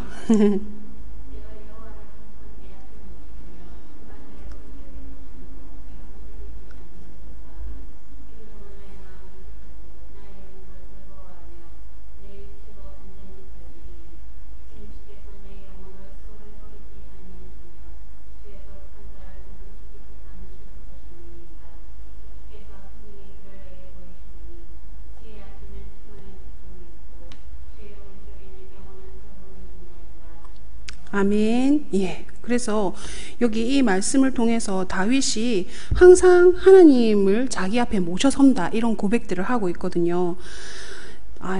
이 다윗이 당했던 고난들을 생각할 때 항상 그렇게 하기가 정말 쉽지 않을 텐데 다윗이 이렇게 고백한다는 것이지요. 자, 여기에는 자기의 어떤 그 슬픈 노래를 쓰는 것뿐만 아니라 우리 교재를 보시면 16편의 설명을 보세요. 자신이 여호와를 의지함으로 얻는 영원한 기쁨뿐만 아니라 메시아의 부활을 암시하고 있다는 거예요. 그래서 이런 말씀들을 우리가 쭉 살펴보게 되는데요. 우리가 하나만 더 볼게요.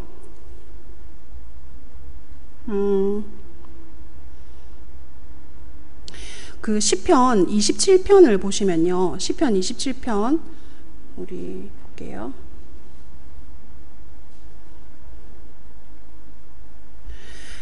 시편 27편 3절에서 5절을 우리 김성진 집사님 한번 읽어 주시겠어요?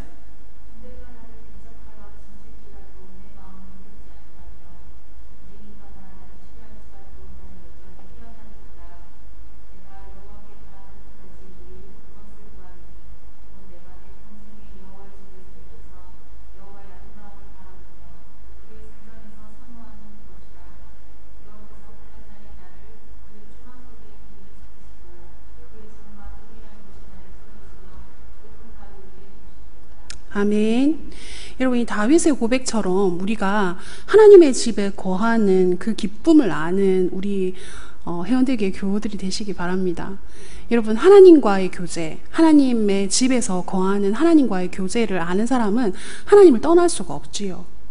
그래서 하나님, 제가 힘들고 괴롭고 어려운 일 가운데서도 하나님의 집을 사모하고 하나님의 전을 사모하여서 하나님 주님 앞에 거하기를 원합니다. 이런 경험이 있는 사람은 정말 주님이 주시는 기쁨을 아는 사람이죠. 주님이 위로를 주시는 것을 아는 사람이죠. 그래서 여러분, 우리 다음 세대들이 이런 걸 알아야 됩니다. 하나님의 전을 사모하고 하나님을 만나기를 기대하고 이걸 알아야 평생을 하나님 앞에서 살게 되어지는 거 아니겠습니까? 여러분, 하나님 없는 삶이 얼마나 피폐한 삶임을 우리가 다 알고 있잖아요. 그죠? 근데 하나님을 의지하는 그 놀라운 삶을 우리만 누려서 되겠습니까? 그죠? 우리 자녀들이 누려야 되지 않겠습니까? 그죠? 근데 이것을 누릴 수 있는 게 우리 마음대로 참 안 되는 것 같아요. 정말 하나님의 도우심과 힘주심, 그리고 정말 하나님이 우리 아이들을 만나 주셔야 되거든요. 근데 그거는 그냥 공짜로 되어지는 건 아닌 것 같아요. 공짜로 되어지는 것이 아니고 정말 내가 하나님을 섬기는 법을 보여줘야 되는 거죠. 내가 어떻게 하나님을 섬기고, 내가 어렵고 힘들 때 어떻게 하나님을 만났고, 내가 힘들고 어려운 일들 가운데서 하나님께서 나에게 어떻게 복을 주셨는지를 우리 자녀들이 그걸 봐야, 아, 정말 이 하나님께 소망이 있구나 하는 걸 알 수 있게 되어지는 것이죠. 그래서 여러분, 꼭 그렇게 신앙을 전수하시는 그리고 또 자녀들을 주께로 인도하는 그러한 귀한 우리 신앙의 선배들이 됩시다. 아멘. 예.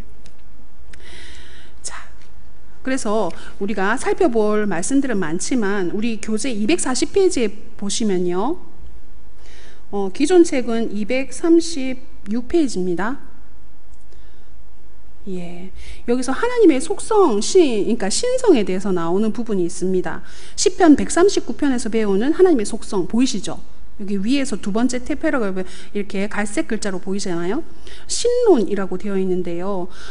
시편 139편은 하나님이 가지고 계신 신성에 대해서 이야기하고 있는데요.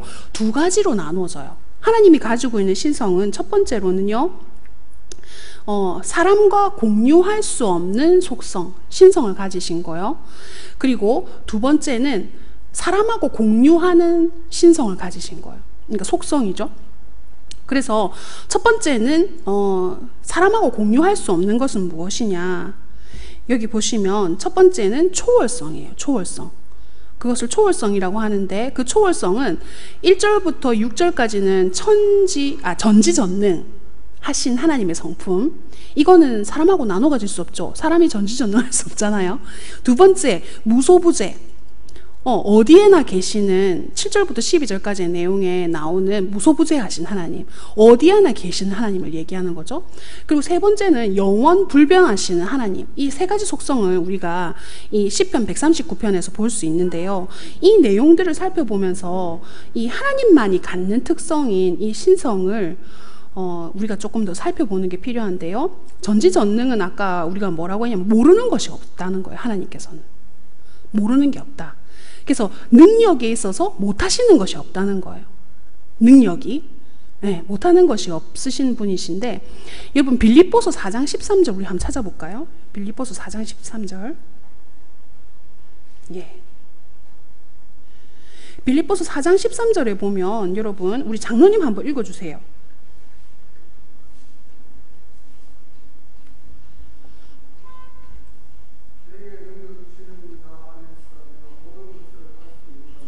아멘. 우리 이 말씀 너무너무 잘 아시는 말씀이잖아요. 이 빌립보서 4장 13절에 나오는 내게 능력 주시는 자 안에서, 빌립보서 4장 13절 우리가 기억해 놓으시면서요, 이 빌립보서 4장 13절에 나오는 능력 주신 자 안에서 내가 모든 것을 할 수 있다. 이 말씀은 여러분 우리가 어떻게 이해를 하고 있습니까? 이게 정말 중요해요. 내게 능력 주시는 자 안에서 내가 모든 것을, 이 말씀 너무 잘 알잖아요. 이 어떤 상황이냐, 이 어떤 경우에 처하더라도 전능하신 하나님이 우리와 함께 계시고 그분과 우리가 관계를 맺고 있기 때문에 하나님께서는 하나님의 뜻 안에서 모든 것을 다 이루실 수 있도록 우리를 이끌어 주시는 분이라는 거예요. 우리에게 엄청난 힘이죠. 그런데 이 이끌어 주시는 분이신 하나님은 어떻게 우리를 이렇게 능력을 주시느냐, 그걸 알아야 돼요. 어떻게 능력을 주시는지. 여러분, 빌립보서 지금 읽으셨던 13절을 읽으셨잖아요. 4장 13절. 지금 11절, 12절을 보면 그 답들이 나와 있는데요. 11절, 12절을 우리 김성진 집사님 읽어주시겠어요?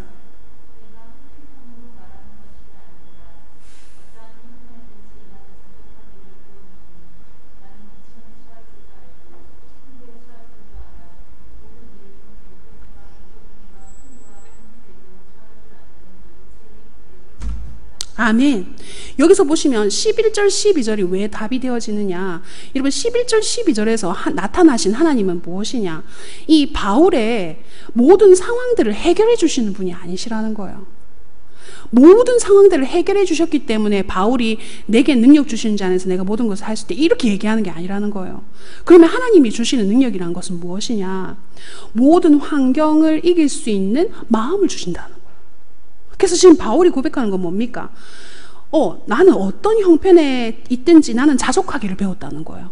그리고 12절에 비천에 처할 줄도 알고 풍부에 처할 줄도 알고 배부름과 배고픔과 풍부와 궁핍에도 처할 줄 아는 일체의 비결을 배웠는데, 그게 바로 하나님이 주시는 마음 때문에 어떠한 환경 속에서도 이길 수 있는 힘들이 있다는 거죠. 그 능력을 주신다는 거예요. 우리가 고통당하는 환경을 제거해 주시고, 그리고 힘든 환경을 제거해 주시는 것이 아니고 그 환경 가운데서도 이길 수 있는 마음을 주신다는 거예요. 여러분, 그러면 우리는 기도할 때 이래요. 하나님, 이걸 해결해 주세요. 이 상황을 없애주세요. 이렇게 기도를 잘하거든요. 그게 우리가 너무 답답하니까 그렇게 하는 거죠. 근데 실제로 하나님께서 우리에게 주신 능력은 무엇이냐? 우리가 고난 가운데서도 그것을 이길 수 있는 힘을 주시는 것이, 그게 능력이라는 거예요. 사실 우리는 고난 안 받고 싶잖아요. 근데 세상 사람들하고 다른 게 뭡니까? 우리는 고난 가운데서도 일체의 비결을 배우는, 바울이 고백한 것처럼 우리가 고난 가운데서도 그것을 이길 수 있는 하나님의 마음을 받는 거예요. 그래서 여러분, 그리스도인들이 가지고 있는 능력은 무엇이냐? 고난을 두려워하지 않는 게 아니에요. 두려워요. 힘들어요. 근데 중요한 것은 힘들기만 하지 않다는 거예요. 두려워만 하는 것이 아니라는 거예요. 그 상황을 이길 수 있는 마음을 하나님께로 받아서 그것을 이길 수 있는 것이지요. 아멘. 우리 통근통덕 하시는 우리 해운대교회 성도님들, 하나님께로부터 이 마음을 받으시기 바랍니다. 그러므로 말미암아서 바울이 고백했던 것처럼 내가 일체의 비결을 배웠다. 내게 능력 주시는 자 안에서 내가 모든 것을 할 수 있다. 이 능력은 환경을 이길 수 있는 마음을 받는 거라는 거예요. 이 마음을 받아서 우리가 이 코로나 시대를 이기고, 그리고 그 더 어떤 힘든 것이 오더라도 하나님, 그 가운데서도 내가 믿음을 지키고 이 환경들을 이겨내겠습니다 라고 고백하시기 바랍니다. 아멘. 예. 그래서 하나님께서 주시는 이 전지전능하신 그 능력을 하나님께서 가지고 계시다는 거죠. 여러분, 무소부재하시다는 것은 어디에나 계시다는 거죠. 하나님께서 못 계실 곳은 없다는 거예요. 그래서 지금 시편에서 다윗이 뭐라고 고백합니까? 수월에 내 자리를 펼지라도 거기에도 하나님이 계시다. 하나님은 안 계신 곳이 없다는 거죠. 우리가 어딜 가든지 하나님이 계시다고 하는 것, 그건 정말 큰 위로가 됩니다. 내일 제가 수술하러 가는데 거기도 하나님이 계시겠죠. 아멘. 이거 정말 너무 가까운 예라서 제가 얘기 드리는 거예요. 여러분, 수술은 하러 혼자 들어가잖아요. 그런데 하나님이 거기 계시다는 믿음을 가질 때 얼마나 담대해집니까? 그지요? 그뿐만 아니라 다른 걸 할 때도, 여러분, 우리가 정말 힘든 건 혼자 할 때가 많아요. 그죠? 그 혼자 그걸 감당해야 될 때 하나님이 거기에 함께 하신다. 이건 정말 큰 위로죠. 그래서 우리가 통근통독하면서 임마누엘 하나님, 그죠? 하나님의 백성과 함께 하시는 그 임마누엘 하나님을 기억할 때 우리가 못할 것이 없는 것이지요. 아멘. 나는 혼자가 아니라 주님이 나와 함께 하신다. 이 믿음 가지고 우리가 나아갑시다. 아멘. 뿐만 아니라 그렇기 때문에 우리는 죄도 숨길 수가 없어요. 그죠? 우리가 가지고 있는 죄도 숨길 수가 없어요. 하나님은 우리의 모든 것을 알고 계시기 때문에, 그래서 여러분, 내가 이야기 안 하면 하나님 모르실까요?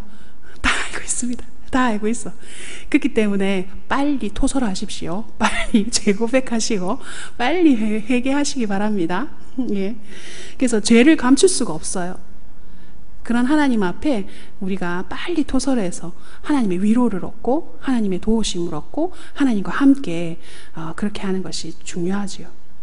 자, 그래서 지금까지 설명한 것은 하나님의 초월성, 사람과 다른 그런 초월성에 대해서 얘기 드렸고요. 두 번째는 하나님께서 우리와 공유하시는, 하나님도 가지고 있고 인간도 가지고 있는 속성이 있다는 거예요. 그죠? 신성이 있다는 거죠. 그것은 무엇이냐? 여러분, 은혜성, 내재성이라고 하는데, 인자, 성실, 의로움, 판단, 은혜, 자비, 이런 것들이 사람하고 공유하신다는 거예요.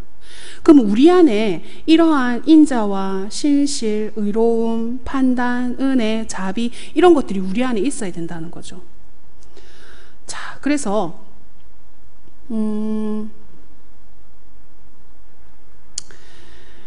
자, 시편 36편을 한번 볼까요? 시편 36편에 보시면 시편 36편 5절 6절을 우리 이미영 집사님 한번 읽어주세요.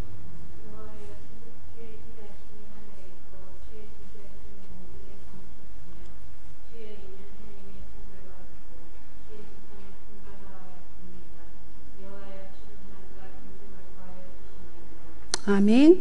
여기서 보시면 하나님의 인자하심, 그리고 진실하심, 이런 것들이 나와 있죠. 자, 그래서 이 하나님의 내재성, 하나님이 가지고 계신 인자, 성실하심, 의로우신, 공의, 은혜, 자비, 이것이 우리가 같이 공유하고 있는 속성이다. 이렇게 한번 보면서 우리가 이제 어디로 넘어가느냐 하면요, 나중에 여러분 교재 보시면서 240페이지에 신종론 나와 있잖아요. 236페이지 기존 책은요, 신종론에 대해서 좀 읽어보시고요. 하나님이 살아계심에도 이런 특성, 하나님의 이런 능력이 있으심에도 불구하고 왜 의인은 고통을 당하는가, 여기에 대한 내용이에요. 그것을 신종론이라고 하거든요. 그래서 왜 그리스도인이 고난을 받아야 하는가에 대한 내용들이 나와 있는데 한번 조금 읽어보시면 좋겠습니다. 자, 그렇게 하면서 우리가 교재 241페이지 바로 옆 페이지 보시면 여기 성전 조직을 강화하는 다윗에 대한 내용들이 나오거든요. 다윗이 정비한 것은 국가 조직보다도 뭘 조직했느냐, 성전에 대한 조직을 더 많이 했어요. 성전은 사실 누가 짓습니까? 솔로몬이 짓잖아요. 근데 그 성전 안에 들어갈 찬양하는 사람이라든지 또 이 예배의 형식이라든지 이런 내용들을 다윗이 정비했다는 거예요. 그래서 성전 건축을 준비하잖아요. 그리고 성전 조직을 정비 강화하는 내용들이 역대상 23장에서 26장까지의 내용이 나옵니다. 그래서 23장에서는 레위인의 임무 조직을 하고요. 24장에서는 24반차 제사장을 조직하고요. 25장에서는 성가대를 구성하고 지휘자를 임명하고, 그리고 26장에서는 성전 관리자인 수위대를 조직합니다. 대단하죠? 그래서 이제 딱 솔로몬이 성전만 지으면 그 안에 들어갈 내용들을 벌써 다 만들어 놨다는 거예요. 자, 그러면서 이렇게 하는 솔로몬은 성전이 더 중요하다는 거예요. 국가 조직보다도 훨씬 더 우위에 있다라고 봤다는 거죠. 이런 다윗에 대한 내용들을 보면은 우리가 아까도 한번 좀 얘기했는데, 다윗은 하나님 보시기에 어떤 사람이었습니까? 하나님의 마음에 맞는 사람이다. 사무엘상 13장 14절에 이렇게 나오거든요. 근데 하나님의 마음에 맞는다는 것은 어떤 내용이냐? 여러분, 저는 하나님의 마음에 맞는다는 내용들을 제일 처음에 성경을 읽을 때 어떻게 이해했냐 하면, 아이고야, 하나님의 마음에 들으려면 어떻게 해야 되는 거? 이렇게 생각했어요. 그런데 여러분, 이 말은요, 관용구예요. 관용구. 그게 무슨 말이냐 하면, 이쉬 킬레 바보라는 히브리어로 자기 마음에 일치하는 자라는 뜻인데요. 이것은 무슨 뜻이냐면, 여러분 이것만 기억하시면 될 것 같아요. 새 봉신, 봉신이라는 것은 무엇이냐? 신을 따르는 자라는 거죠.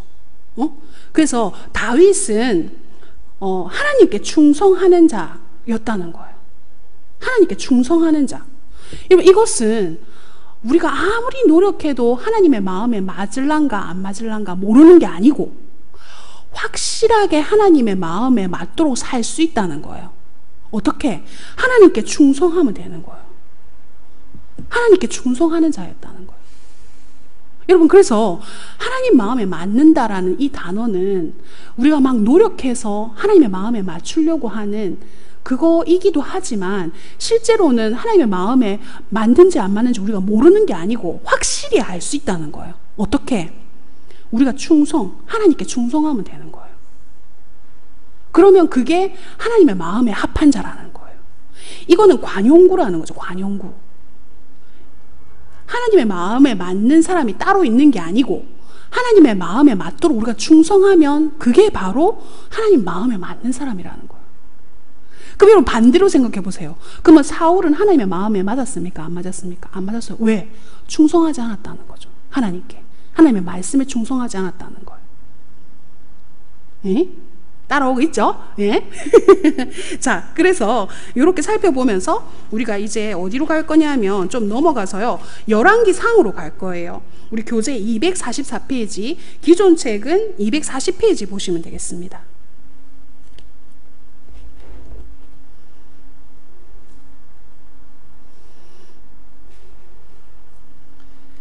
자, 열왕기상 이게 처음에 보시면 열왕기상은요, 여러분 두 시대가 공존하고 있어요. 그러니까 어떤 시대가 공존하고 있느냐 하면 우리 교재 244페이지, 새 책 244페이지입니다. 열왕기상 한눈에 보기 이거 보시면 됩니다. 두 시대가 공존하고 있는데요. 첫 번째 시대는 우리가 기존에 보고 있는 통일왕국 시대입니다. 통일왕국 시대.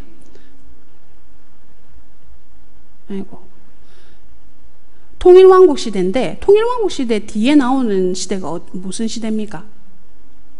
통일됐으니까 이제 분열해야 되겠죠. 분열. 자, 분열왕국 시대. 그래서 지금 열왕기상에는 두 시대가 나오는데요. 통일왕국 시대랑 분열왕국 시대가 같이 나와요. 그래서 우리가 살펴볼 것은 통일왕국 시대는 우리가 사울부터 시작해서 다윗, 솔로몬이잖아요. 이 세 명의 왕이 나오는 거잖아요. 그러면 이 통일왕국 시대의 열왕기상에서 나오는 사람 누구냐? 솔로몬이에요. 솔로몬이 통일왕국 시대의 마지막 왕이잖아요. 그래서 솔로몬 이후에 왕이 나눠지잖아요. 그러니까 솔로몬에 대한 내용, 40년 통치에 대한 내용과 그 다음에 두 번째는 분열왕국 시대인 첫 번째 80년 동안의 남북 왕조의 이야기가 나오는 것이 열왕기상이에요. 그래서 열왕기상은 두 시대가 같이 한다, 이렇게 보시면 되겠습니다. 그 중에서 통일왕국 시대는 솔로몬 왕을 다루고 그 다음에 두 왕국, 그러니까 남북 왕국의 첫 80년을 다루는 것이 열왕기상에 나온다는 거예요.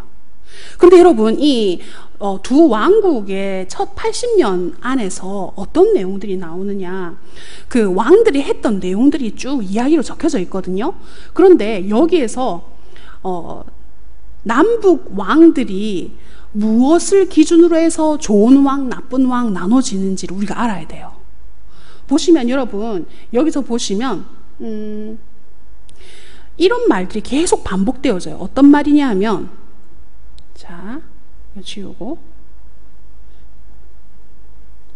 어떤 말이 반복되어지냐 하면요, 하나님 보시기에 이 말이 계속 반복되어져요. 그럼 왕들이 하나님 보시기에 선했거나 하나님 보시기에 악했거나 이렇게 나온다는 거예요. 그럼 기준은 뭐라는 거예요? 하나님 보시기에. 사실은 이 두 왕국, 북왕국하고 남왕국 왕들 중에서 땅을 되게 넓힌 사람도 많고요, 백성을 되게 부유하게 만든 왕도 있어요. 그런데 그것보다도 그런 것은 사실 성경에 쓰여 있지 않아요. 그게 중요한 게 아니고 하나님께서 보시는 것은 무엇이냐, 땅을 얼마나 넓혔는지, 백성들을 얼마나 부유하게 했는지, 여기보다는 뭐 보기에? 하나님 보시기에 어떠했느냐, 그 왕들에 대한 평가가 하나님 보시기에 어떠했는지, 거기에 포커스가 있다는 겁니다. 이게 바로 우리가 통권통독에서 배우는 신위, 신위에 대해서 나누는 거예요. 그 여러분, 북왕국도 그렇고 남왕국도 그렇고 땅을 넓히고 백성들을 부유하게 하고, 여기보다는 하나님께서 보시는 것은 하나님 보시기에 어떠했는지를 성경은 말하고 있다는 거예요. 그럼 여러분, 이걸 볼 때 우리의 삶도 똑같이 생각해야 된다. 우리 삶도. 우리가 했던 많은 좋은 일들, 그죠? 인간적으로 볼 때 그런 것보다도 하나님께서는 하나님 보시기에 내가 어떻게 했는가. 사람들은 칭찬할지 몰라도 하나님 보시기에 내 삶은 어떻는가. 여기에 포커스를 맞춰야 된다는 거죠. 그러니까 내가 정말 인위로 했는지, 모든 섬김들을, 아니면 정말 신위로 했는지 살펴봐야 된다는 겁니다. 그래서 하나님께서 보시는 것은 하나님 보시기에 어떠했는지 요걸 보신다는 거.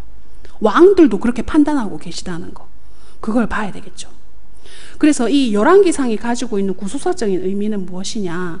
여러분, 이 솔로몬의 40년 통치와 그 다음에 남북왕 분열 왕국이 나오는 왜 이런 분열이 나오느냐, 이걸 봐야 돼요.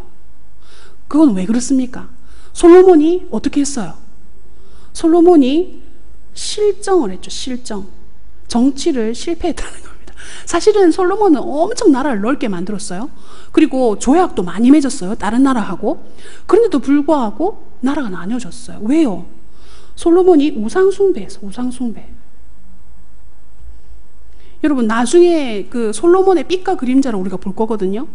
왜 그러냐? 정말 솔로몬이 하나님의 성전을 지은 놀라운 일도 했지만, 또 한편으로는 솔로몬의 마음을 막 바꾸게 했던 그런 일들도 있었다는 거예요. 그래서 이 구속사적인 관점으로 볼 때 정말 중요한 것은 무엇이냐? 우리는 사실은 땅을 넓히고 그 다음에 사람들을 부유하게 하고 이런 것에 포커스를 맞출 때가 많아요. 그런데 하나님께서 보시는 것은 그거 별로 중요하지 않다는 거예요. 진짜 중요한 건 무엇이냐? 네가 내 앞에서, 하나님 앞에서 어떻게 했냐, 이건 거예요. 그죠? 그래서 솔로몬의 마음을 하나님께로부터 정말 빼앗아서 다른 신을 섬기게 했던 그런 많은 왕비들 때문에 솔로몬이 이렇게 우상을 섬기게 됐다라고 나중에는 말씀하고 계시거든요. 그래서 중요한 것은 정말 지혜로웠던, 하나님께 지혜를 받았던 그 솔로몬도 이렇게 되었다는 그런 안타까운 것들을 우리가 보게 될 겁니다. 그래서 이 열왕기상은 하나님 통일왕국 마지막의 왕인 솔로몬과 그리고 분열왕국의 첫 80년을 다루고 있다. 요거를 보시면 되겠고요. 자, 그러면서 솔로몬의 왕위 계승부터 시작해가지고요. BC 970년부터 이런 내용들이 나오죠. 열왕기상이 다루는 내용들입니다. 그리고 성전 건축하고요. 그다음에 솔로몬의 죽음 다음에 왕국이 분열되잖아요. 그리고 난 다음에 여러분, 북왕국은 BC 722년 아수르에게 멸망당하죠. 그리고 바벨론에 의해서 586년에 남유다 왕국이 멸망하는 것. 이렇게 해서 지금 열왕기상을 우리가 시대적으로 시간 순서를 한번 봤습니다. 자, 그러는 가운데 우리가 열왕기상에 중요한 세 사건이 있어요. 여러분, 교재 240, 기존 책은 241페이지, 새 책은 245페이지 보시면 눈뜨기 나오는데 보이십니까? 눈뜨기. 예. 오른쪽 여기 교재에 보면은 그 눈뜨기가 나오잖아요. 여기 보시면, 예. 보이시죠? 예. 그 세 왕국 중에서, 세 가지 사건 중에서 첫 번째 사건은 왕국의 분열이에요. BC 931년에 나오는데 이 왕국 분열을 통해 가지고 우리가 보게 되는 것은 좀 전에 우리가 설명했지만 솔로몬이 죽은 후에 일어나는 왕국 분열이거든요. 근데 이 왕국 분열로 말미암아서 북쪽 열지파랑 북쪽 열지파가 세겜과 사마리아를 수도로 삼아 가지고 북이스라엘로 나오는 거죠. 그리고 남쪽에는 다윗 자손들이 예루살렘에서 계속 다스렸던 남왕국 유다, 베냐민을 포함한 이 지파가 나오는 이 왕국 분열입니다. 여러분 이 왕국 분열을 우리가 나중에 이제 좀 더 자세히 살펴보겠는데요. 왕국 분열과 그 다음에 두 번째 우리가 아까 역사 스토리를 통해 가지고 시대 순으로도 봤지만 북왕국의 멸망이 나옵니다. BC 722년 누구한테 멸망하지요? 예, 아수르에 멸망당하게 되죠. 그래서 열지파의 대부분은 아수르 제국의 여러 성읍으로 포로로 가게 되어지고요. 그 내용들이 열왕기야 17장 6절 23절에 나와요. 열왕기야 17장 6절 그 다음에 23절에 나옵니다.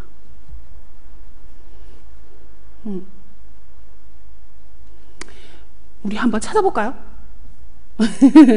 열왕기야 17장 6절하고 23절을 한번 우리 장로님 한번 읽어주실래요? 열왕기야 17장 6절 23절.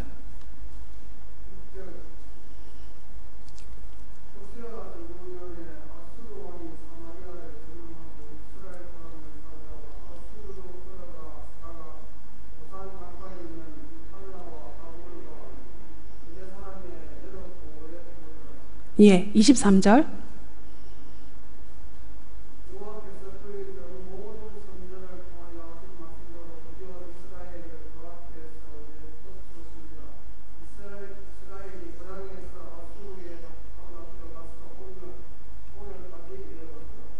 네, 아멘. 여러분 그 내용에 보시면 금방 읽으셨던 내용처럼 하나님께서 그 땅에서 내쫓았다. 여러분 이거 보면은 기억나시는 거 없으세요? 하나님께서 가나안 땅에 들어가기 전에 이스라엘 백성들에게 너희가 내 법도를 따르지 않으면 그 땅에서 쫓겨나게 될 거라고 하셨잖아요. 그 말씀이 그대로 이루어진 거예요. 내쫓긴 게 된 거예요. 하나님께서 약속하신 땅에서 이스라엘 백성들이 지켜 행하지 못함으로 말미암아서 내쫓기게 됐다는 거예요. 그래서 이들은 어디에 거하게 되느냐? 아수르의 변방에 이렇게 금방 읽었던 6절 23절에 나오는 지명으로 흩어지게 살게 되었다는 거예요. 그리고 그 사마리아에는 누가 오게 됩니까? 아수르 근처에 있었던 그 사람들이 다시 이주해 옴으로 말미암아서 이방인과 사마리아 사람들이 섞이게 되어졌다는 거예요. 그래서 여러분 나중에 신약에 가게 되면 유대인들이 사마리아 사람하고 상종하지 않는 이유가 이 이유입니다. 너네는 섞였다 이건 거죠. 그죠? 자, 그렇게 섞여서 결혼하게 되었다는 거죠. 그래서 여러분 그 배경이 되는 게 뭡니까? 요한복음 4장에 수가성 여인 나오잖아요.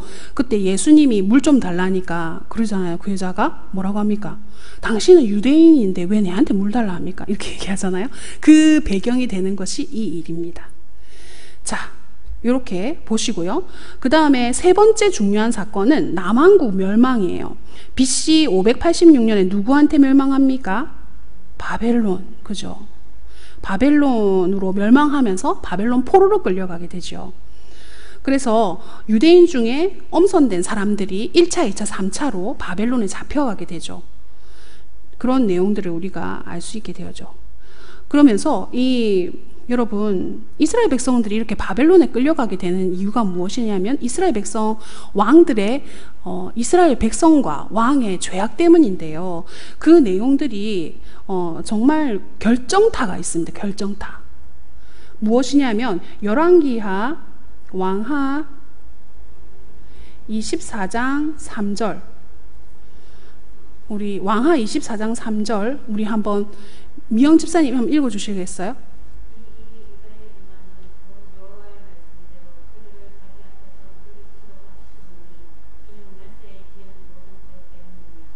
아멘. 4절도 읽어주세요.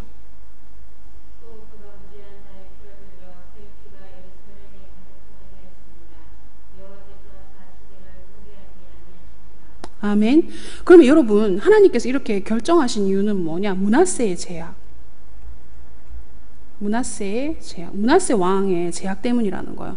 그래서 여러분 므낫세 왕 이후로는 이스라엘 백성들이 악인의 대표가 누구가 됩니까? 므낫세 왕이 되는 거예요. 그래서 므낫세의 왕을 따르는지 아니면은 다윗 왕을 따르는지 이것이 기준이 되어진다는 거예요.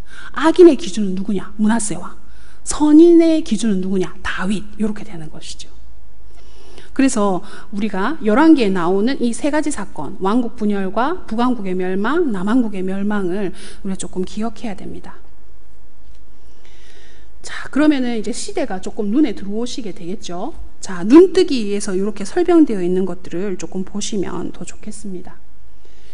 자, 우리가 이제 어디로 가냐면은 금방 우리 봤던 한 페이지 넘어가면 그 눈뜨기 바로 왼쪽에 보면은 여러분 뭐가 있습니까? 비교도표가 있어요. 사무엘하고 열왕기, 그 다음에 역대기의 비교도표가 있습니다. 요걸 조금 살펴볼게요. 우리가 이것을 통해서 조금 설명드릴 게 있거든요. 자, 여기서 보시면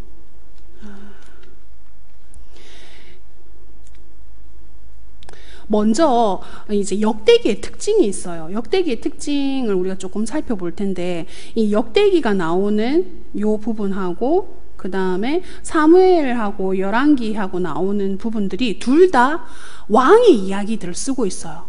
남왕국, 북왕국, 왕의 이야기를 쓰고 있는데, 역대기는 사실은 북왕국의 이야기는 쓰고 있지 않아요.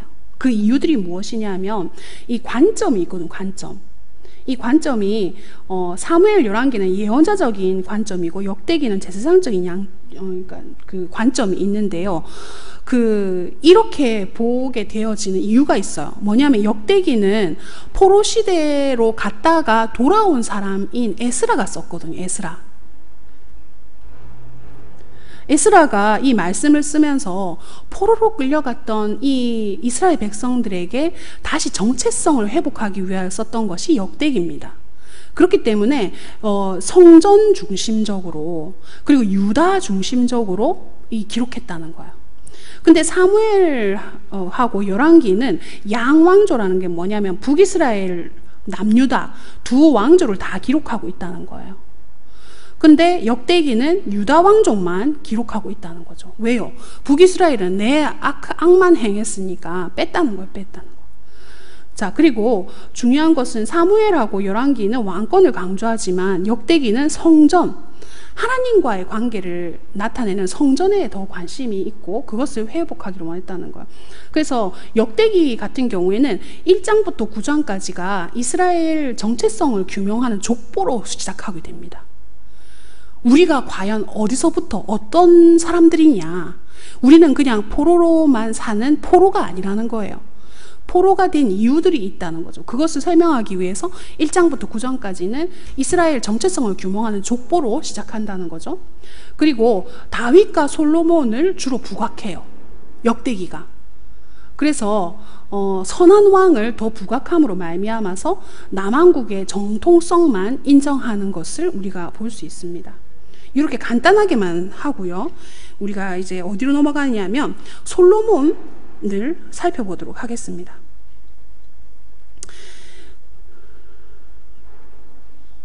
그래서 이제 이 열왕기 상에서 우리가 조금 더 볼 것은 일어난 그 분열하게 된 원인이 어디에 있는지에 대해서 설명하고 있다는 거예요. 그것이 아까 우리가 설명했던 것처럼 왕국의 분열, 그리고 그 왕의 어떤 평가의 기준은 하나님이시라는 거죠. 하나님 보시기에 어떠했냐, 그 내용이라는 거죠. 자, 이렇게 해서 여러분, 솔로몬의 빛에 대한 부분들은 무엇이냐? 솔로몬이 지혜를 구하잖아요. 성전을 다 짓고 난 다음에 지혜를 구하는 그 부분인데요. 여러분, 교재 243페이지, 새 책은 247페이지 보시면 되겠습니다. 거기 보시면 솔로몬의 빛과 그림자라고 해서 솔로몬의 빛 나오죠. 그 위에 보시면 지혜를 얻은 솔로몬 이렇게 해서 나옵니다. 여러분, 여기 보시면 솔로몬이 열왕기상 3장에 보면 하나님 앞에 1000번제를 드리잖아요. 그리고 이 1000번제를 통해서 기도의 응답을 받는데 하나님께서 이렇게 말씀하셔요. 내가 내게 무엇을 줄고, 이렇게 얘기하시잖아요.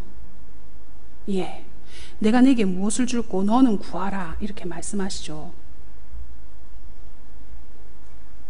그래서 내가 내게 무엇을 줄고 라고 얘기하시는데, 예,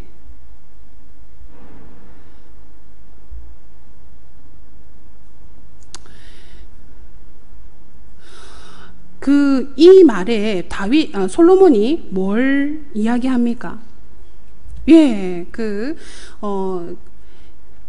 하나님 앞에서 듣는 귀를 달라, 듣는 마음을 달라라는 그런 마음, 그렇게 구하지요. 그 기도의 내용은 무엇이었냐? 하나님의 나라를 어떻게 잘 통치할 수 있는지, 하나님 나라를 구하는 기도였다는 거예요.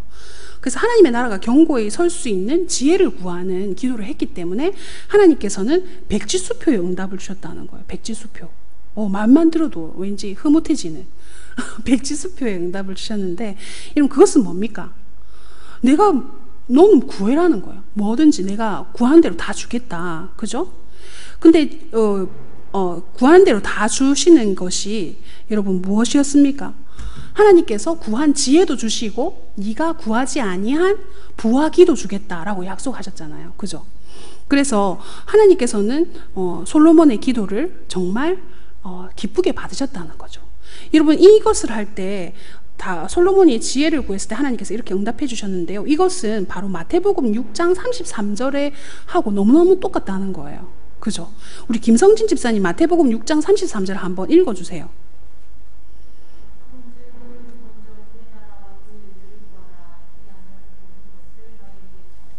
아멘. 예. 그래서 먼저 하나님의 나라와 하나님의 의를 구하라고 했잖아요.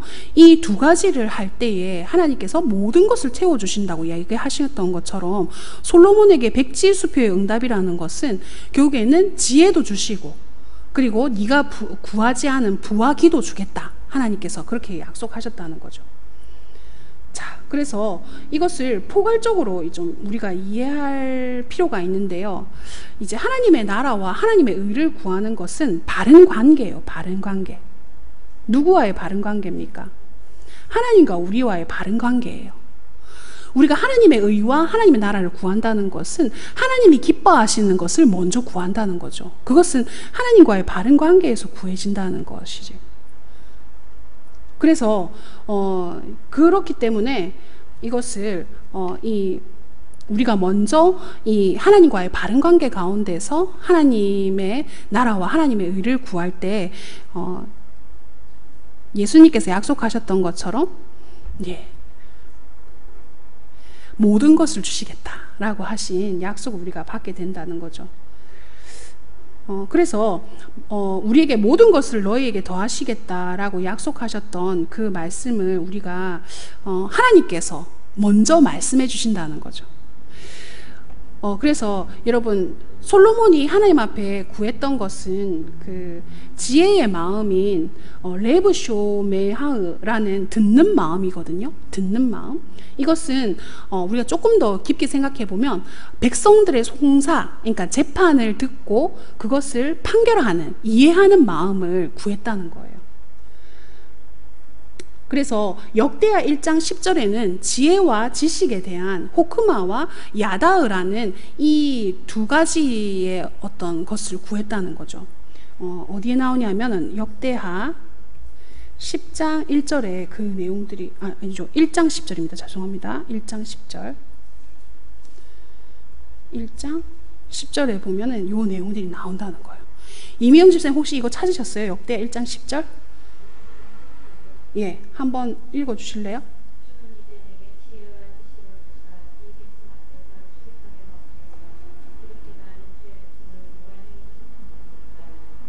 아멘.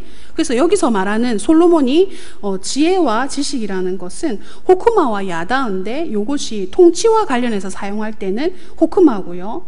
그 다음에 야다은 어떤 사실이나 사물에 대한 학문적인 지식이나 통찰력이 바로 야다라는 거예요. 그래서 솔로몬이 구한 것은 이 두 가지 지식을 다 구했다는 거, 지혜와 지식.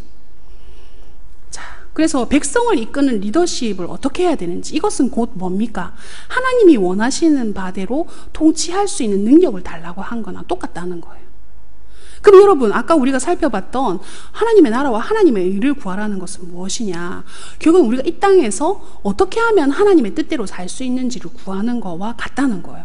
그러니까 하나님과의 바른 관계에서 나와지는 기도라는 거죠. 그렇게 할 때 하나님께서는 이 모든 것을 더하시겠다라고 약속하셨다는 거지요. 자, 그렇게 보면서 이제 성전에 대한 내용들이 여러분 쭉 나오는데 오늘 요거까지는 못 살펴보겠고요. 솔로몬의 그림자에 대해서 우리가 조금 살펴보도록 하겠습니다. 그러면 하나님의 말씀으로 이렇게 놀랍게 성전을 짓고 그리고 또 하나님께 기도해서 응답받았던 솔로몬이 여러분 정말 몇 년 뒤에 뭐 한 10년 뒤에 솔로몬이 변했으면 모르겠는데 여러분 그것도 아니에요. 정말 금방 솔로몬이 변하거든요. 그걸 볼 때 너무너무 안타까운 거죠. 인간이 이렇구나. 그래서 우리가 정말 겸손해야 되는 이유는 진짜 다윗도 승승장구하다가 범죄함으로 말미암아서 탁 떨어지게 됐잖아요. 그것처럼 솔로몬도 성전을 짓고 얼마 안 돼서 금방에 그때 이제 솔로몬이 타락하게 되는데요. 여러분 신명기 17장에 왕의 자격에 대해서 나오거든요. 그 자격 기억나시죠? 말을 많이 두지 말고 의랴 말입니다. 이것은 전쟁하고 관련이 있죠. 그 다음에 아내를 많이 두지 마라. 그 자기를 위해서 은금을 많이 가지지 말고 율법서를 어떻게 합니까? 필사해가지고 주야로 묵상해라. 그대로 실행해라 라고 하나님께서 말씀하셨죠. 그런데 이것을 솔로몬이 지키지 않게 되죠. 위배하게 되어지고 여러분 어떻게 합니까? 이방 처첩을 많이 두게 되고 그들을 만족하게 하기 위해서 여러분 우상 숭배를 허용하게 됐고요. 급기야는 우리가 오늘날 이야기하는 종교 다원주의자가 되었다는 거예요. 자, 그래서 여러분 왕의 마음을 돌아서게 했다라는 표현들이 있습니다. 열왕기상 11장 3절 11절인데요. 여러분 열왕기상 3장 열왕기상 11장 3절 11절 우리 장로님 한번 읽어 주시겠어요?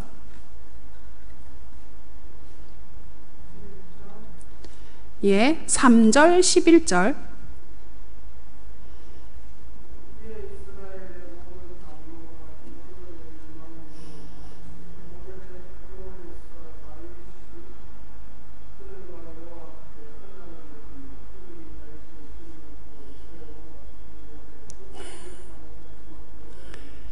예, 장로님 열왕기상 맞습니까? 예, 그치요. 열왕기가 상도 있고 하도 있어가지고 맞습니다.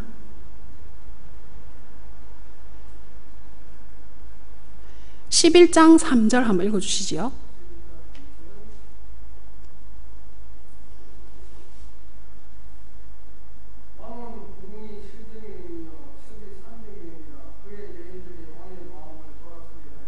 네, 아멘. 여기 보면 그 후궁이 이렇게 많은데 이런 사람들이 솔로몬의 마음을 돌아서게 했다는 거예요. 솔로몬이 원래 가지고 있던 하나님 앞에서 온전한 마음을 돌아서게 했다는 거죠.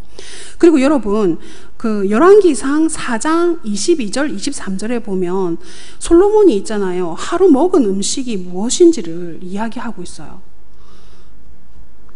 우리 김성진 집사님 열왕기상 4장 22절 23절 한번 읽어주세요.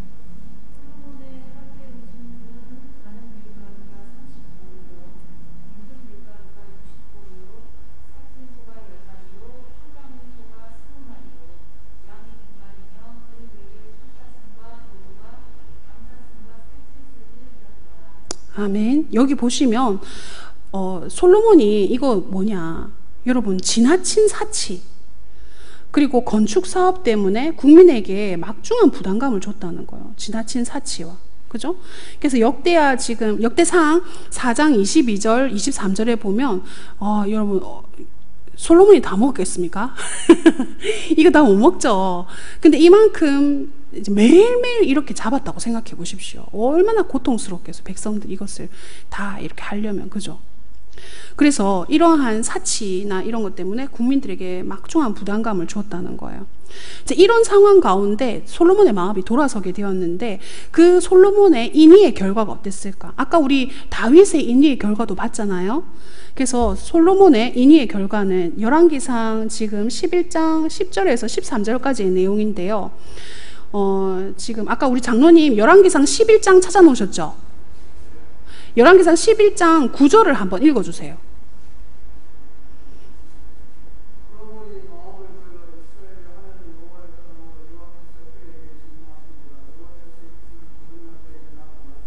아멘. 여기 보시면 솔로몬이 하나님을 떠나게 되니까 9절에 보면 어떤 내용이 나오냐면요. 하나님이 몇 번이나 나타나셨다고요? 2번이나 나타나셨대요. 2번이나 나타나서 하신 내용이 지금 10절부터 13절까지 내용이에요. 어떻게 하셨냐? 명령하셨어요. 다른 신을 따르지 말라. 명령하셨어요. 그리고 그가 어떻게 했습니까? 여호와의 명령을 지키지 않았어요. 안 지켰어요. 솔로몬이. 그러니까 하나님께서 네한테 어떤 일이 일어날 것인지를 말씀해 주세요. 네가 내 언약과 내게 명한 법도를 지키지 아니하였으니까 내가 반드시 어떻게 한다고? 이 나라를 내게서 빼앗아서 네 신하한테 주겠다. 그렇게 얘기하세요. 무서운 말씀이죠. 솔로몬의 인의의 결과로 뭐가 나타나는 겁니까? 분열 왕국이 나타난다는 거. 분열 왕국. 솔로몬의 우상 숭배와 솔로몬의 마음이 바뀌어짐으로 말미암아서 하나님께서 이렇게 얘기하시는데 다윗을 위하여 솔로몬 시대 때는 이 일을 행하지 아니하고 아들의 손에서 빼앗겠다 이렇게 얘기하십니다. 그래서 다 빼앗지는 않고 다윗과 내가 택한 예루살렘을 위하여 한 지파를 네 아들에게 주겠다 이렇게 얘기하셨다는 거예요. 여러분 우리는 이 얘기에 대해서 좀 유의해야 돼요. 솔로몬이 2번이나 하나님이 나타나셔서 명령하셨음에도 불구하고 따르지 않았을 때에 결국에는 나라가 나뉘어지게 됐다는 거예요. 그죠? 솔로몬의 범죄로 말미암아서. 자, 그러면 여러분 우리가 지금 이렇게 해서 오늘 강의를 마무리해야 되는데요. 너무 슬프잖아요. 솔로몬이 범죄함으로 말미암아서 분열 왕국이 된 걸로 마무리를 하면 너무너무 슬픈데요. 우리가 다음번에 만날 때는 뭘 배울 거냐? 그러면 여러분 솔로몬이 이렇게 인생을 마무리했을까요? 이렇게 마음이 떠난 채로 우상 숭배한 채로 떠났을까요? 솔로몬은 회개했을까요? 어떻게 생각하세요? 여러분 솔로몬이 회개한 것을 우리는 전도서로 봅니다. 전도서. 솔로몬이 전도서 적었잖아요. 그 전도서에 뭐라고 합니까? 모든 것이 헛되고 헛되고 헛되다라고 고백합니다. 그리고 여호와 경외하는 것이 유일한 중요한 것임을 솔로몬이 고백하거든요. 그래서 우리는 솔로몬의 회개서를 전도서라고 생각합니다. 자기가 모든 것을 해봤지만 다 헛되다는 거예요. 그런데 유일하게 헛되지 않은 건 뭐냐? 여호와를 경외하는 것이다. 잠언에도 나오죠. 예, 참지혜는 여호와를 경외하는 것이라고 나오잖아요. 그래서 여러분 오늘 솔로몬의 범죄로 이 인위의 결과까지 우리가 보면서 마무리하는데 우리가 마음에 새길 것은 하나님 이렇게 다윗도 그렇고 솔로몬도 그렇고 범죄했는데 그럼에도 불구하고 여러분 우리가 마음에 새겨야 될 건 뭡니까? 우리가 이렇게 뛰어난 사람도 범죄했는데 우리가 범죄의 자리에 있다 할지라도 빨리 돌이켜서 하나님께로 와야 되겠구나 이런 교훈을 얻으시면 좋겠어요. 자, 그래서 우리가 인의는 뚝 하고 신이고로 사는 우리 해운대 교회 교우들이 되시기 바랍니다. 기도하고 오늘 마치겠습니다.